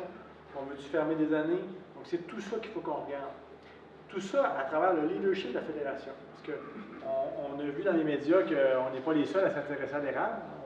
On a créé un climat stable de développement, mais on ne peut pas empêcher les voisins comme le Nouveau-Brunswick ou les États-Unis de se développer. Donc, puis on ne va pas faire... le Québec, c'est comme un peu la locomotive du marché acéricole. On a peut-être des wagons qui s'accrochent en arrière, mais c'est pas facile de larguer les wagons. Mais l'important, c'est que nous, on reste toujours la locomotive, puis qu'il n'y a pas un wagon qui vient de prendre notre place en avant. Donc, c'est ça un peu le leadership de la Fédération qu'on veut l'ancrer dans le futur. Et, en dernier lieu, ne pas l'oublier, la qualité du sirop. Si on veut rester leader, il faut faire du sirop de qualité pour, encore une fois, être la référence mondiale en termes de goût par rapport au sirop. Et ça, on a du travail à faire par rapport à ça. Donc, je ne t'en dis pas plus longtemps ce soir, il est rendu tard quand même là-dessus. Mais une chose demeure, à l'Assemblée générale annuelle, on va faire une présentation spécifique là-dessus. Maintenant, la décision de la Cour suprême. Vous savez qu'il y a une dame, Mme Angèle Grenier, tantôt c'est revenu, elle a parlé en introduction. Il y a une importante décision qui s'est rendue cette année. En gros, c'est la Cour suprême du Canada qui a décidé de ne pas entendre l'appel de Mme Grenier. En gros, Mme Grenier, une productrice de sirop d'érable, qui, selon elle, avait le droit d'exporter ses barils directement dans un autre pays. Donc, c'était ce qu'elle pensait de la situation. Elle s'est rendue en cours, d'abord à la Régie marché agricole, elle a perdu. Elle est allée en cour supérieure, elle a perdu. Elle est allée en cour d'appel, elle a perdu. Et là, elle s'est dit, bien moi, je vais aller en Cour suprême du Canada parce qu'eux, ils vont m'entendre. Et la Cour suprême, quand elle a regardé le dossier, elle a dit non, c'est pas un dossier qui est d'ordre national. Ça n'a pas d'impact d'un point de vue national, donc je n'entends pas ce dossier-là. Donc, je constate que toutes les cours inférieures ont rendu raison et il n'y a pas d'appel possible. Donc, ça, cette décision-là, la Cour suprême du Canada est tombée le 8 juin. Donc, en gros, tous les recours que cette dame-là avait sont tombés. Alors, on est dans une société de droit, on a le droit de se battre devant les tribunaux, c'est correct, mais toutes les portes se sont refermées. Donc, on l'a invité finalement à régler hors cours. Et en même temps, c'est une dame qui avait, comme certains de ses collègues opposants, avait le droit du contingent. Parce que quand on a un historique entre 1998 et 2004, on a le droit d'avoir du contingent en fonction de cet historique-là. Donc, il y a encore aujourd'hui des gens qui n'ont pas demandé leur contingent de 2004. Ben, ces gens-là ont théoriquement le droit, en payant forcément les pénalités qui s'imposent dans toutes les années subséquentes, ils ont théoriquement le droit de faire une demande de contingent parce qu'ils ne l'avaient pas fait à l'époque. Alors, on a réussi à régler hors cours avec elle, en payant toutes les pénalités dans son cas. Et ça a ouvert la voie aussi à plusieurs règlements hors cours. Parce qu'il y a beaucoup d'opposants qui attendaient la décision dans ce dossier-là. Quand la décision est sortie, bien forcément, ça a fermé la porte juridique de cet appel-là. Il y a plusieurs dossiers qui se sont réglés par la suite. Donc, on en compte à peu près 80 dossiers qui se sont réglés au cours des derniers mois en lien avec ça. Donc, et ça, dans le fond, c'était correct. Le débat devait se faire, ça a pris de la place, ça a pris médiatiquement, on s'est fait ramasser, c'est sûr. Mais ça fait partie de la game, puis en même temps, ben, chacun a respecté les décisions des tribunaux par rapport à ça. Ça va? Donc, on termine avec quelques diapos, entre autres, une qui parle du taux de satisfaction. Parce que dans la précédente planification de la Fédération, on avait eu l'audace de dire, bien, est-ce qu'on va sonder nos membres, sont-ils satisfaits de leur fédération? On a commencé en 2013 à faire l'exercice, et ça se fait par, c'est pas la fédération qui fait ça, c'est une firme externe, c'est la firme AGECO, qui téléphone à peu près de 1400 à 1500 producteurs à chaque année pour savoir le niveau de récolte, pour établir le chiffre de récolte annuel, mais aussi pour connaître votre niveau de satisfaction. Et depuis, en fait, le début du sondage annuel, les taux ont d'abord été 73-71%, mais en 2016, les taux ont monté à 82%. Cette année, 82 également. Il y a eu une augmentation de 10% de satisfaction. Nous, on pense que c'est en lien avec tout le travail par rapport au rapport gagné. Vous savez, printemps 2016, on s'est fait, le rapport gagné est venu jeter un pavé dans la mort, beaucoup. Puis la Fédération s'est toussé les manches. Regardez, je pense que le rapport va pas mal trop loin. On jette le bébé avec l'eau du bain. Les producteurs ont sorti, on vous en remercie encore une fois, sont sortis, on est allé rencontrer leurs députés, on a rencontré les médias, on a rencontré les élus. On a dit, regardez, là, ça n'a pas de sens, c'est pas une solution à la situation actuelle. Et ça a fait visiblement monter le niveau de satisfaction des producteurs qui étaient comme contents du travail que la Fédération a fait. Cette année, la question qu'on a rajoutée, c'est, on peut être satisfait de la Fédération. Avez-vous confiance que la Fédération est le meilleur outil pour le futur? Eh bien, le résultat était, sans l'ombre d'un doute, très satisfaisant. 80% des gens ont confiance en la Fédération par rapport à son travail. Donc moi, en tant que directeur de la Fédération, je tiens à vous remercier parce qu'en arrière de moi, j'ai une équipe d'une cinquantaine de personnes qui travaillent tous les jours pour vous, pour essayer de donner le meilleur service possible. C'est pas parfait, en phase d'amélioration, mais le taux de satisfaction et de confiance, c'est un peu comme, finalement, un bulletin qu'on a. Tu sais, on est tous à la bonne track, c'est pas parfait, mais ça semble dire qu'on s'en va dans une relativement bonne compréhension des aspects des producteurs. Donc, je vous en remercie là-dessus. Et puis, qui sait, peut-être l'année prochaine, on pourra encore faire mieux. Donc, je vous invite à nous suivre là-dessus. Et nous suivre dans deux ordres. D'abord, il y a une assemblée pré-AGA qui s'en vient le 2 novembre prochain à Drummondville. Donc, ça, ceux qui sont invités à cette assemblée-là, c'est essentiellement tous les délégués des régions. Vous, vos délégués, vous avez probablement choisi à votre assemblée générale en janvier dernier. Donc, vous avez probablement déjà été contactés, ou si ce n'est pas le cas, vous allez recevoir une lettre bientôt d'invitation. Une journée, on va discuter de grands enjeux de fond, puis on se donne la journée pour vraiment débattre de ces enjeux-là, pour, je dirais, aller plus loin dans la réflexion sur certains enjeux, comme ceux, exemple, du contingent ou des sirops VR5, à titre d'exemple. Et la deuxième assemblée, non la moindre, c'est l'Assemblée générale annuelle officielle. Cette année, c'est à Lévis, donc c'est à la Rive-Sud de Québec, le 22-23 novembre. Même formule que d'habitude, c'est-à-dire le 22, c'est des conférences de 10 h le matin vers 2-3 h. Et à 3 h, l'Assemblée commence. Après ça, un 5 à 7, un banquet le soir. Et le lendemain, l'Assemblée qui continue jusqu'à 17-18 h à peu près le soir.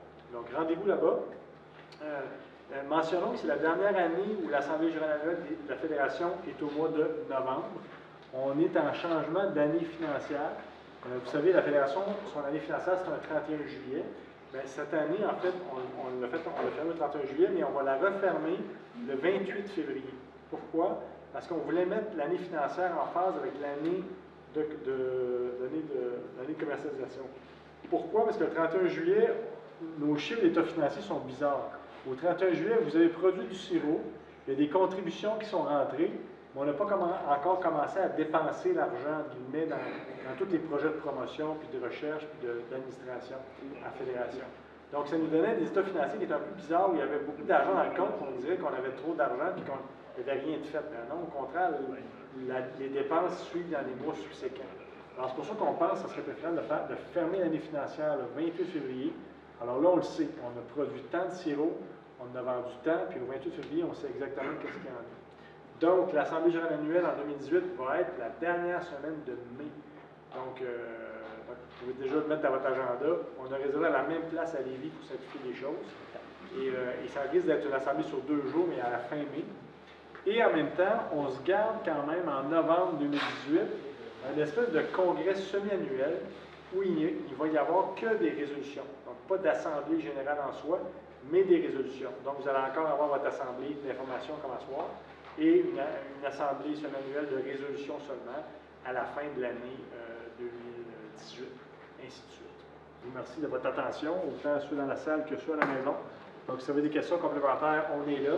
Et autrement, contactez votre syndicat régional ou votre fédération au numéro que vous connaissez à longueur. Donc, merci à tous.